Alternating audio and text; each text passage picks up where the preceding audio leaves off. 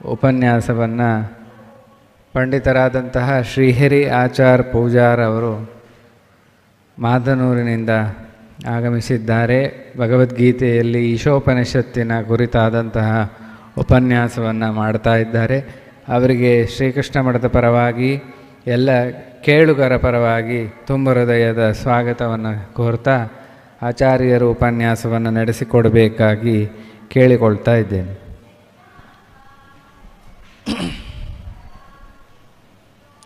ನಿರ್ಮಥ್ಯೋಗ್ರಭವಾರ್ಣವೇ ನಿಜಮನೋಭೀಷ್ಟಂ ದಿಶಾ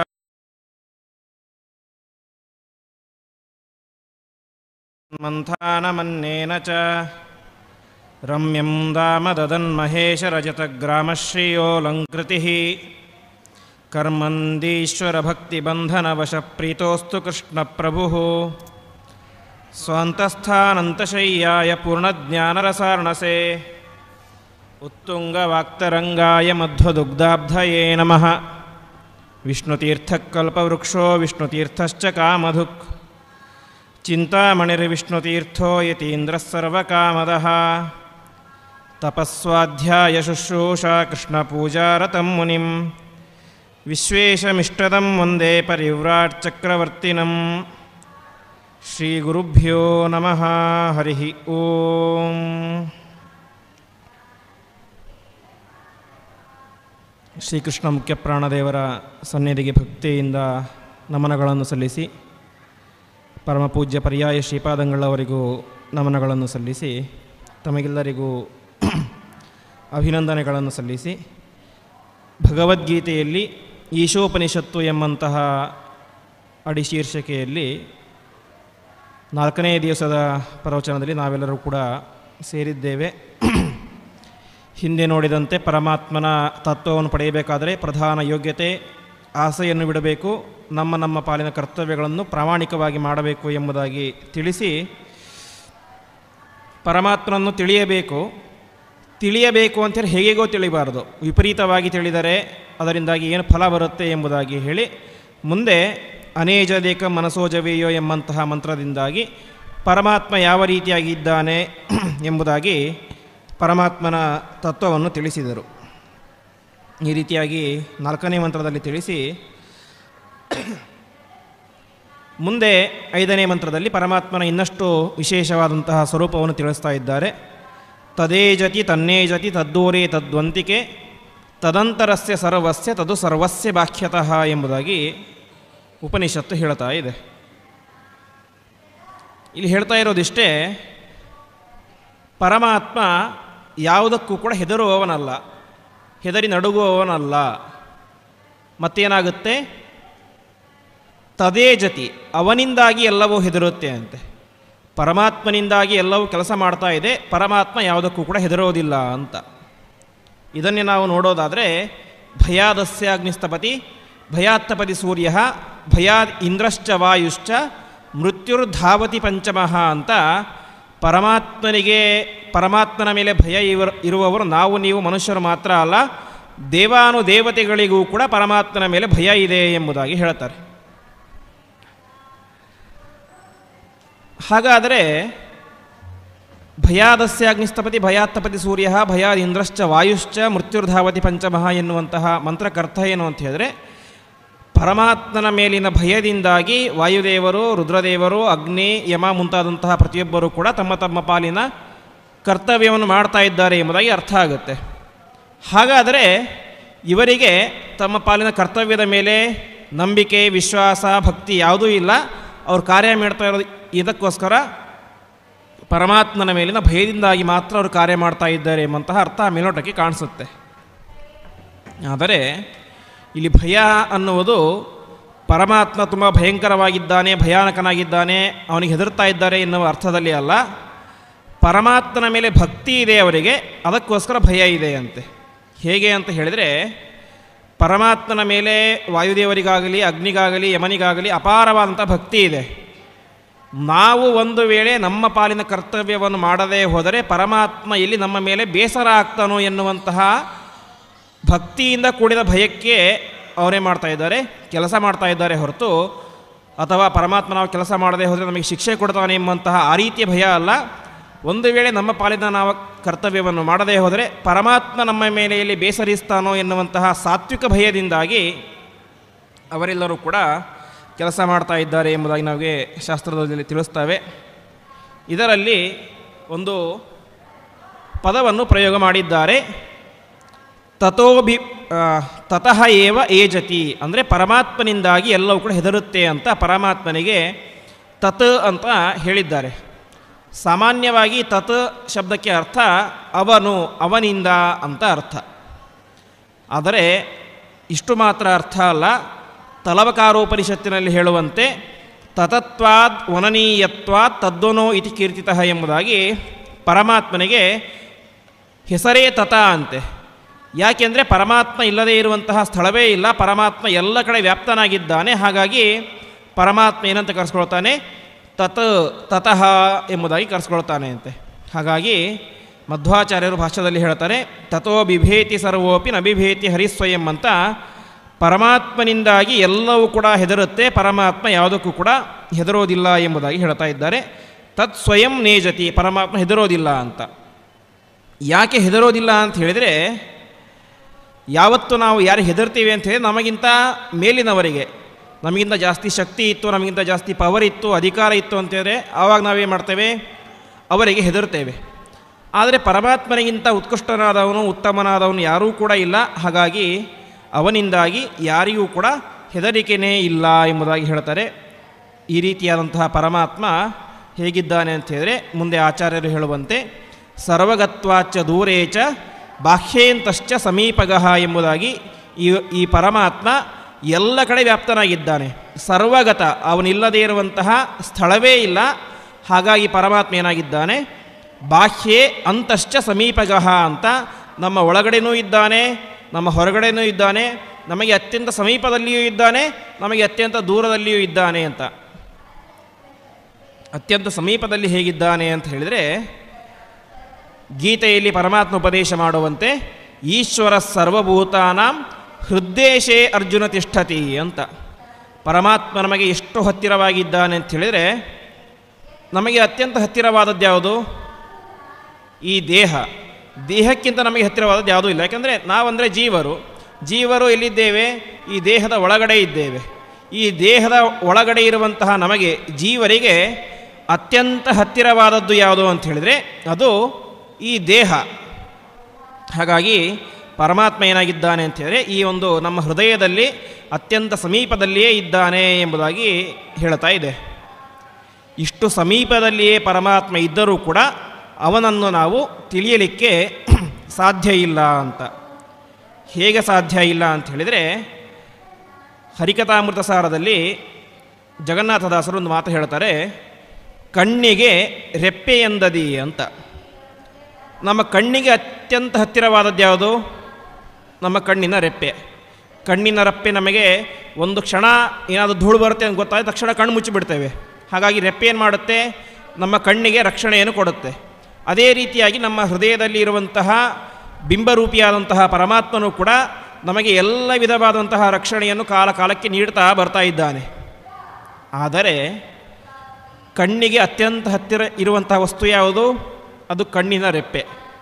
ಕಣ್ಣಿಗೆ ಅತ್ಯಂತ ಹತ್ತಿರ ಇರುವಂತಹ ಕಣ್ಣಿನ ರೆಪ್ಪೆ ಹೇಗೆ ಕಣ್ಣಿಗೆ ಕಾಣಿಸುವುದಿಲ್ಲವೋ, ನಮಗೆ ದೂರದಲ್ಲಿರುವಂಥ ಎಲ್ಲ ವಸ್ತು ನೋಡ್ತೇವೆ, ಎಲ್ಲ ನೋಡ್ತೇವೆ, ಆದರೆ ನಮಗೇನು ಕಾಣಿಸೋದಿಲ್ಲ, ಕಣ್ಣಿಗೆ ಅತ್ಯಂತ ಹತ್ತಿರ ಇರುವಂತಹ ಕಣ್ಣಿನ ರೆಪ್ಪೆ ನಮಗೆ ಕಾಣಿಸೋದಿಲ್ಲ. ಹಾಗೆ ನಮ್ಮ ಒಳಗಡೆನೇ ಪರಮಾತ್ಮ ಇದ್ದರೂ ಕೂಡ ಪರಮಾತ್ಮನ ದರ್ಶನ ನಮಗೆ ಆಗೋದಿಲ್ಲ ಎಂಬುದಾಗಿ ಸರ್ವಗತ್ವಾಚ ದೂರೇಚ ಬಾಹ್ಯೇಂತಶ್ಚ ಸಮೀಪಗಃ ಎಂಬುದಾಗಿ ಆ ಪರಮಾತ್ಮ ನಮ್ಮೆಲ್ಲರ ಒಳಗಡೆ ಇದ್ದುಕೊಂಡು ನಿರಂತರವಾಗಿ ನಮ್ಮನ್ನು ರಕ್ಷಣೆ ಮಾಡ್ತಾ ಇರ್ತಾನೆ. ಅದೇ ರೀತಿಯಾಗಿ ಅವನಿಂದ ಎಲ್ಲವೂ ಕೂಡ ಹೆದರುತ್ತೆ ಎಂಬುದಾಗಿ ಹೇಳಿದರು. ಇದಕ್ಕೆ ಇನ್ನೊಂದು ಮಾತನ್ನು ಹೇಳಬೇಕಾದ್ರೆ, ಅವನಿಂದಾಗಿ ಎಲ್ಲವೂ ಹೆದರುತ್ತೆ ಅಂತ ಹೇಳಿದರೆ ಯಾರು ಹೆದರುತ್ತಾರೆ, ದುಷ್ಟರಾದಂತಹ ದೈತ್ಯರು, ಅಸುರ ಸ್ವಭಾವದವರು ಮಾತ್ರ ಹೆದರುತ್ತಾರೆ ಅಂತೆ. ಪರಮಾತ್ಮ ಪ್ರಹ್ಲಾದನನ್ನು ರಕ್ಷಣೆ ಮಾಡಲಿಕ್ಕೆ ಅಂತ ಹಿರಣ್ಯಕಶಿಪುವನ್ನು ಸಂಹಾರ ಮಾಡಬೇಕು. ಅದಕ್ಕೋಸ್ಕರ ಏನು ಮಾಡಿದ ಪರಮಾತ್ಮ, ನರಸಿಂಹಾವತಾರವನ್ನು ತಾಳಿದ. ಆ ಭಯಂಕರವಾದಂತಹ ನರಸಿಂಹಾವತಾರದಿಂದಾಗಿ ಪರಮಾತ್ಮ ಹಿರಣ್ಯಕಶಿಪುವನ್ನು ಸಂಹಾರ ಮಾಡಿದ. ಹಿರಣ್ಯಕಶಿಪುವನ್ನು ಸಂಹಾರ ಮಾಡಿದಾಗ ಆ ನರಸಿಂಹದೇವರ ರೂಪ ಅತ್ಯಂತ ಭಯಂಕರವಾಗಿ ಇತ್ತು ಅಂತೆ. ಅದನ್ನು ನೋಡಿದಾಗ ಪ್ರತಿಯೊಬ್ಬ ದೇವಾನುದೇವತೆಗಳು ಕೂಡ ಏನು ಮಾಡಿದರು, ಹೆದರಿಬಿಟ್ರು ಅಂತ. ಯಾರೂ ಕೂಡ ಅವನ ಹತ್ತಿರ ಹೋಗ್ಲಿಕ್ಕೆ ಕೂಡ ಹೆದರಿದರು. ಆದರೆ ಪರಮಾತ್ಮನ ಹತ್ತಿರ ಹೋದಂತಹ ಏಕೈಕ ವ್ಯಕ್ತಿ ಅಂತ ಹೇಳಿದರೆ ಅದು ಪ್ರಹ್ಲಾದ. ಪ್ರಹ್ಲಾದ ಅತ್ಯಂತ ಭಕ್ತಿಯಿಂದಾಗಿ ಪ್ರೀತಿಯಿಂದಾಗಿ ಏನು ಮಾಡಿದ, ಪರಮಾತ್ಮನ ಹತ್ತಿರ ಹೋದ. ಅವನಿಗೆ ಯಾವುದೇ ರೀತಿಯಾದಂಥ ಭಯವೂ ಕೂಡ ಆಗಲಿಲ್ಲ. ಯಾಕೆ ಅಂತ ಹೇಳಿದರೆ ಅವನು ಚಿಕ್ಕ ಹುಡುಗನಾಗಿದ್ದರೂ ಕೂಡ ಅವನ ಮನಸ್ಸಿನಲ್ಲಿ ಪರಮಾತ್ಮನ ಉಗ್ರವಾದಂತಹ ರೂಪವನ್ನು ನೋಡಿದರೂ ಕೂಡ ಅವನಿಗೇನಾಗಲಿಲ್ಲ, ಭಯ ಆಗಲಿಲ್ಲ ಎಂಬುದಾಗಿ ಹೇಳ್ತಾ ಇದ್ದಾರೆ. ಹಾಗಾಗಿ ಪರಮಾತ್ಮ ಅವನು ನಮ್ಮೆಲ್ಲರ ಒಳಗಡೆನೇ ಇದ್ದುಕೊಂಡು ನಿರಂತರವಾಗಿ ನಮ್ಮನ್ನು ರಕ್ಷಣೆ ಮಾಡ್ತಾ ಇದ್ದಾನೆ ಎಂಬುದಾಗಿ ಉಪನಿಷತ್ತು ಹೇಳ್ತಾ ಇದೆ. ಮುಂದೆ ಹೇಳ್ತಾರೆ, ಇದೇ ಮಾತನ್ನು ಯಾವ ಗೀತೆಯಲ್ಲಿ ಪರಮಾತ್ಮ ಹೇಳ್ತಾ ಇದ್ದಾನೆ, ಈಶ್ವರ ಸರ್ವಭೂತಾನಾಂ ಹೃದ್ದೇಶೇ ಅರ್ಜುನ ತಿಷ್ಠತಿ ಅಂತ ಹೇಳಿದ. ಮುಂದೆ ಹೇಳ್ತಾರೆ, ತಮೇವ ಶರಣಂ ಗಚ್ಚ ಸರ್ವಭಾವೇನ ಭಾರತ ತತ್ಪ್ರಸಾದಾತ್ ಪರಾಂ ಶಾಂತಿಂ ಸ್ಥಾನಂ ಪ್ರಾಪ್ಸ್ಯಸಿ ಶಾಶ್ವತಂ ಅಂತ. ಪರಮಾತ್ಮನ ಅನುಗ್ರಹ ಆಗಬೇಕು ಅಂತ ಹೇಳಿದರೆ ಎಲ್ಲೋ ದೂರದಲ್ಲಿರುವಂತಹ ಪರಮಾತ್ಮನ ಉಪಾಸನೆ ಮಾಡೋದರಿಂದ ಏನೂ ಉಪಯೋಗ ಇಲ್ಲ. ನಮ್ಮ ಒಳಗಡೆನೇ ಇರುವಂತಹ, ನಮ್ಮಲ್ಲಿ ಬಿಂಬರೂಪಿಯಾಗಿ ಇರುವಂತಹ ಪರಮಾತ್ಮನ ಉಪಾಸನೆಯನ್ನು ಯಾರು ನಿರಂತರವಾಗಿ ಮಾಡ್ತಾರೋ ಅಂತಹ ವ್ಯಕ್ತಿ ಶಾಂತಿಂ ಸ್ಥಾನಂ ಪ್ರಾಪ್ಸ್ಯಸಿ ಅಂತ ಉತ್ತಮವಾದಂತಹ ಮೋಕ್ಷವನ್ನು ಪಡಿತಾನೆ ಎಂಬುದಾಗಿ ಹೇಳ್ತಾ ಇದ್ದಾರೆ.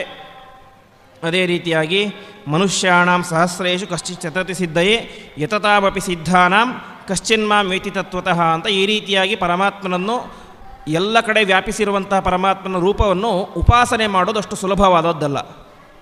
ಗೀತೆಯಲ್ಲಿ ಪರಮಾತ್ಮ ಹೇಳುವಂತೆ, ಯಾರೋ ಸಾವಿರಾರು ಮನುಷ್ಯರಲ್ಲಿ ಒಬ್ಬ ಮಾತ್ರ ನನ್ನನ್ನು ಈ ರೀತಿಯಾಗಿ ತಿಳಿಯಲಿಕ್ಕೆ ಪ್ರಯತ್ನ ಮಾಡ್ತಾನೆ.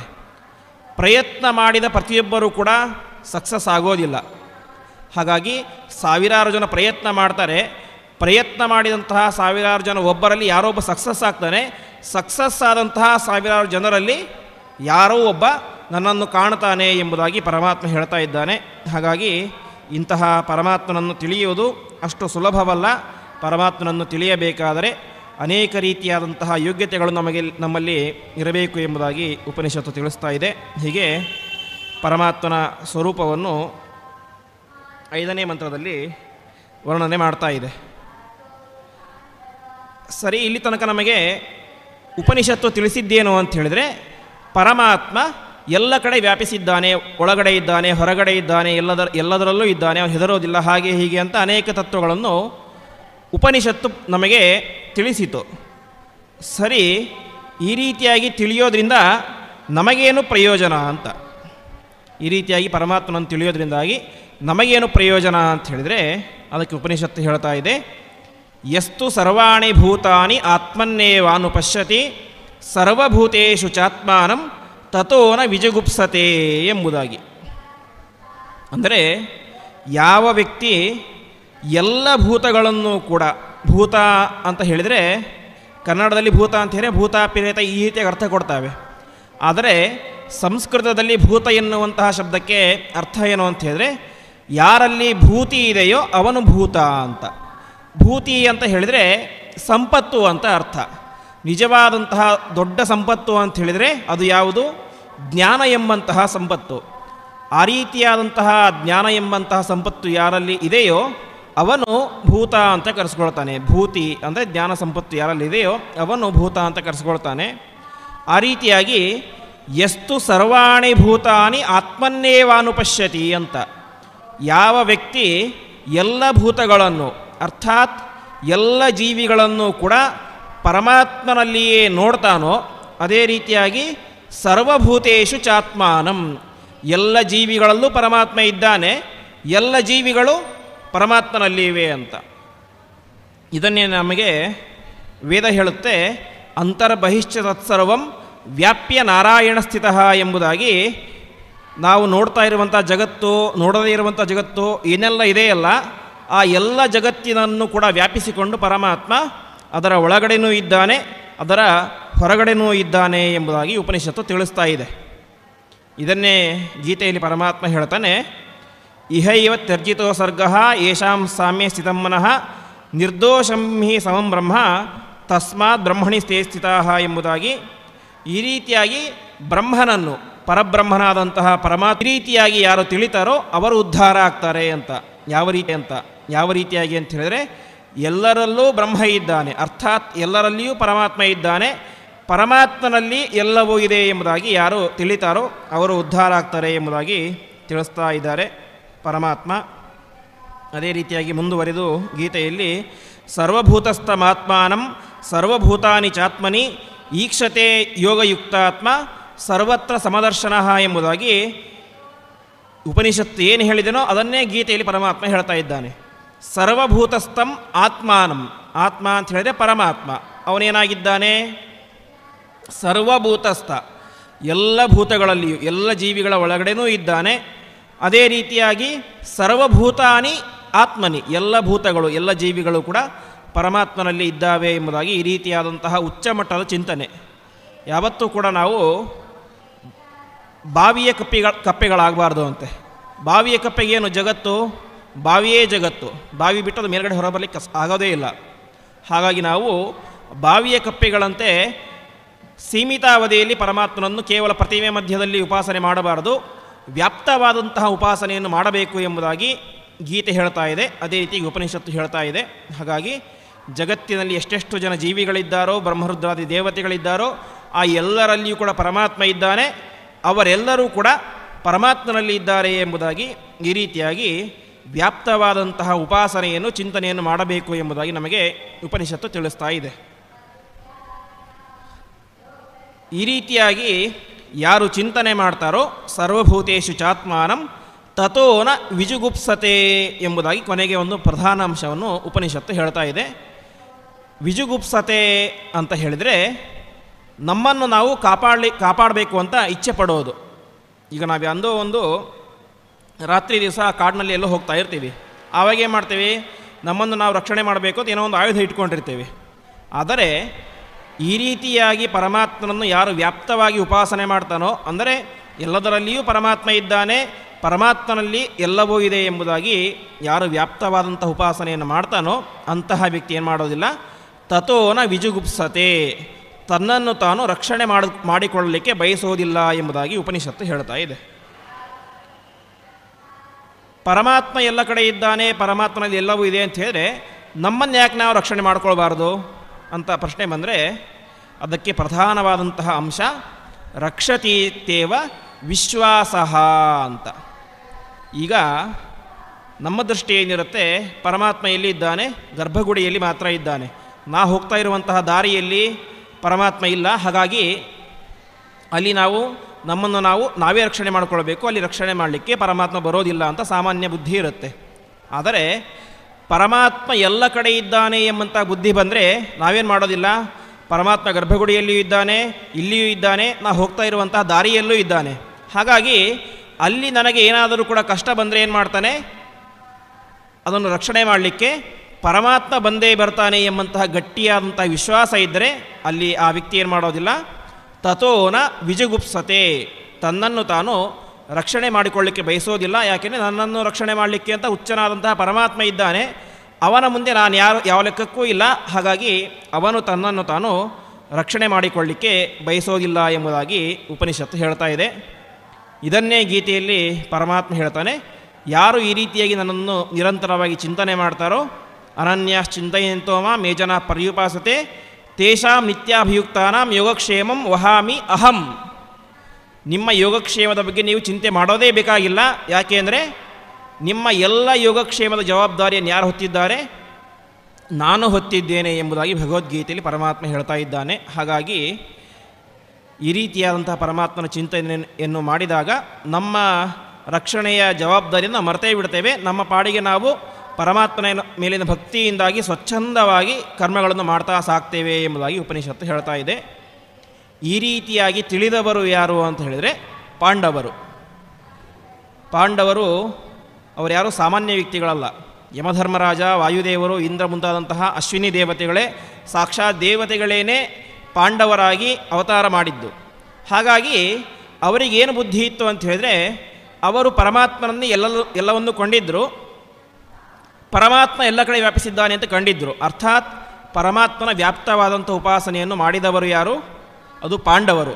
ಹಾಗಾಗಿ ಅವರೇನು ಮಾಡಲಿಲ್ಲ, ನಮ್ಮ ರಕ್ಷಣೆಯನ್ನು ನಾವು ಮಾಡಿಕೊಳ್ಳುವಂಥ ಅವಶ್ಯಕತೆಯೇ ಇಲ್ಲ, ಪರಮಾತ್ಮ ನಮ್ಮನ್ನು ರಕ್ಷಣೆ ಮಾಡೇ ಮಾಡ್ತಾನೆ ಎಂಬುವಂತಹ ಗಟ್ಟಿಯಾದಂಥ ವಿಶ್ವಾಸದಿಂದಾಗಿ ತಮ್ಮ ಹತ್ತಿರ ಕೇವಲ 7 ಅಕ್ಷೋಹಿಣಿ ಸೈನ್ಯ ಇದ್ದರೂ ಕೂಡ ಅವರೇ ಮಾಡಿದರು, ಯುದ್ಧಕ್ಕೆ ಅಂತ ಮುಂದುವರೆದರು. ಯಾಕೆ? ನಮ್ಮನ್ನು ರಕ್ಷಣೆ ಮಾಡಲಿಕ್ಕೆ ಸೈನ್ಯ ಬೇಕಾಗಿಲ್ಲ, ಪರಮಾತ್ಮ ಇದ್ದಾನೆ ಎಂಬುದಾಗಿ ಗಟ್ಟಿಯಾದಂತಹ ವಿಶ್ವಾಸ ಇತ್ತು. ಇದೇ ಮಾತನ್ನು ಪರಮಾತ್ಮ ಗೀತೆಯ ಪ್ರಾರಂಭದಲ್ಲಿ ಹೇಳ್ತಾನೆ. ಅರ್ಜುನ, ನೀನೇನೂ ಚಿಂತೆ ಮಾಡಬೇಡ, ಯುದ್ಧ ಮಾಡು. ಯಾಕೆ ಅಂತ ಹೇಳಿದರೆ, ನಾನು ಈಗಾಗಲೇ ಇವರೆಲ್ಲರ ಆಯಸ್ಸನ್ನು ಕೂಡ ಅಪಹಾರ ಮಾಡಿಬಿಟ್ಟಿದ್ದೇನೆ ಎಂಬುದಾಗಿ ಪರಮಾತ್ಮ ಗೀತೆಯಲ್ಲಿ ಹೇಳ್ತಾನೆ. ಅರ್ಥಾತ್ ನಾನು ಈಗಾಗಲೇ ಈ 11 ಅಕ್ಷೋಹಿಣಿ ಸೈನ್ಯವನ್ನು ಸಂಹಾರ ಮಾಡಿ ಆಗಿಬಿಟ್ಟಿದೆ, ನೀ ಸುಮ್ಮನೆ ನಿಮಿತ್ತ ಬಾಣ ಹೂಡಬೇಕಷ್ಟೇ ನೀನು ಅಂತ ಪರಮಾತ್ಮ ಗೀತೆಯಲ್ಲಿ ಹೇಳ್ತಾನೆ. ಹಾಗಾಗಿ ಪಾಂಡವರ ರಕ್ಷಣೆಯನ್ನು ಮಾಡಿದ್ಯಾರು? ಪರಮಾತ್ಮ. ಯಾಕೆ ಅಂತೇಳಿ ಅವರು ಮಾಡಿದಂಥ ಉಪಾಸನೆ ಯಾವ ರೀತಿಯಾಗಿ ಇತ್ತು ಅಂತ. ಅದೇ ದುರ್ಯೋಧನ ಪಕ್ಷದಲ್ಲಿ ಇದ್ದಂಥವರಿಗೆ ಆಗಬೇಕಾದ್ರೆ ಏನಿದ್ದಿಲ್ಲ, ಈ ರೀತಿಯಾದಂಥ ವ್ಯಾಪ್ತವಾದಂಥ ಉಪಾಸನೆ ಇದ್ದಿಲ್ಲ. ಅದಕ್ಕೋಸ್ಕರ ಅವರೇ ಮಾಡಿದರು, ತಮ್ಮನ್ನು ತಾವು ರಕ್ಷಣೆ ಮಾಡಿಕೊಂಡ್ರು ಅಂತ. ಯಾವ ಸಂದರ್ಭದಲ್ಲಿ ಅಂತ ಹೇಳಿದರೆ, ನಾವು ಜಯದ್ರಥನ ಸಂದರ್ಭದಲ್ಲಿ ನೋಡ್ತೇವೆ. ಜಯದ್ರಥ ಅವನೇ ಮಾಡಿದ ಅರ್ಜುನನ ಮಗನಾದಂಥ ಅಭಿಮನ್ಯುವನ್ನು ಸಂಹಾರ ಮಾಡಿದಾಗ ಅರ್ಜುನ ಒಂದು ಶಪಥ ಮಾಡಿದ, ನನ್ನ ಮಗನನ್ನು ಸಂಹಾರ ಮಾಡಿದವನನ್ನು ನಾಳೆ ದಿನ ಸೂರ್ಯಾಸ್ತ ಆಗೋದರೊಳಗೆ ನಾನೇ ಮಾಡ್ತೇನೆ, ಅವನನ್ನು ಸಂಹಾರ ಮಾಡ್ತೇನೆ ಅಂತ ತೀರ್ಮಾನ ಮಾಡಿದ. ಈ ಕಡೆ ದುರ್ಯೋಧನ ಎಲ್ಲರಿಗೂ ಕೂಡ ಭಾರಿ ಹೆದರಿಕೆ, ಇಲ್ಲಿ ಸಂಹಾರ ಮಾಡ್ತಾನೋ ಅಂತ. ಅದಕ್ಕೋಸ್ಕರ ಅವರೇನು ಮಾಡಿದರು, ಆ ಜಯದ್ರಥನನ್ನು ಬಚ್ಚಿಟ್ಟು ಬಿಟ್ಟರು, ಅಂದರೆ ಅವನನ್ನು ರಕ್ಷಣೆ ಮಾಡಿದರು. ಆದರೆ ಪರಮಾತ್ಮ ಏನು ಮಾಡಿದ, ಎಲ್ಲರೂ ಕೂಡ ಸೇರಿ ಆ ಜಯದ್ರಥನನ್ನು ರಕ್ಷಣೆ ಮಾಡ್ತಾ ಇದ್ದರೂ ಕೂಡ ಪರಮಾತ್ಮ ಮಾಡಿದಂಥ ಕೆಲಸ ಏನು, ಆ ಸೂರ್ಯನನ್ನೇ ಮುಚ್ಚಿಬಿಟ್ಟ. ಕೊನೆಗೆ ಜಯದ್ರಥ ಹೊರಗೆ ಬಂದ ತಕ್ಷಣವೇ ಸೂರ್ಯೋದಯ ಆಗುವಂತೆ ಮಾಡಿ ಅರ್ಜುನನ ಮೂಲಕ ಜಯದ್ರಥನನ್ನು ಸಂಹಾರ ಮಾಡಿಸಿದ. ಆದರೆ ಇಲ್ಲಿ ಇನ್ನೊಂದು ಸಮಸ್ಯೆ ಇತ್ತು. ಅವನ ಜಯದ್ರಥನ ತಂದೆಗೆ ಒಂದು ವರವನ್ನು ಕೊಟ್ಟಿದ್ದ. ಯಾರಿಗೆ? ಜಯದ್ರಥನಿಗೆ. ಯಾರು ನಿನ್ನ ತಲೆಯನ್ನು ಕೆಳಗಡೆ ಬೀಳಿಸ್ತಾರೋ ಅವರ ತಲೆ 1000 ಹೋಳಾಗಿ ಹೋಗಲಿ ಅಂತ ಶಾಪ ಕೊಟ್ಟಿದ್ದ. ಈಗ ಬಾಣಪ್ರಯೋಗ ಯಾರು ಮಾಡಿದ್ದಾರೆ? ಅರ್ಜುನ ಮಾಡಿದ್ದಾನೆ. ತಲೆ ಕೆಳಗಡೆ ಬಿದ್ದರೆ ಯಾರಿಗೆ ಬೀಳಿಸ್ದಂಗಾಗುತ್ತೆ? ಅರ್ಜುನ ಬೀಳಿಸ್ದಂಗಾಗುತ್ತೆ. ಅವಾಗ ಏನಾಗುತ್ತೆ? ಅರ್ಜುನನ ತಲೆ 1000 ಹೋಳಾಗಿ ಹೋಗಿಬಿಡುತ್ತೆ. ಅದಕ್ಕೆ ಕೃಷ್ಣ ಹೇಳ್ತಾನೆ, ಅರ್ಜುನ, ಅವನ ತಲೆಯನ್ನು ಕೆಳಗೆ ಬೀಳಲಿಕ್ಕೆ ಬಿಡಬೇಡ ನೀನು, ಅದನ್ನು ಬಾಣವನ್ನು ಹೊಡೆದು ಇಲ್ಲಿಯೇ ಹತ್ತಿರದಲ್ಲಿ ಜಯದ್ರಥನ ತಂದೆ ತಪಸ್ ಮಾಡ್ತಾ ಇದ್ದಾನೆ, ಅವನ ಕೈಯಲ್ಲಿ ಅವನ ತಲೆ ಹೋಗಿ ಬೀಳುವಂತೆ ಮಾಡು ಅಂತ ಹೇಳ್ತಾನೆ. ಸರಿ ಅಂತ ಅರ್ಜುನ ಬಾಣ ಹೊಡೆದು ಆ ಜಯದ್ರಥನ ತಲೆಯನ್ನು ಅವನ ತಂದೆಯ ಕೈಯಲ್ಲಿ ಹೋಗಿ ಬೀಳುವಂತೆ ಮಾಡ್ತಾನೆ. ಅವನ ಪಾಪ ತಪಸ್ ಮಾಡ್ತಾ ಇರ್ತಾನೆ. ಇದೇನು ಕೈಯಲ್ಲಿ ಏನೋ ಬಿತ್ತು ಅಂತ ತಕ್ಷಣ ಕೈಯಲ್ಲಿ ಹಿಂಗೆ ಚೆಲ್ತಾನೆ.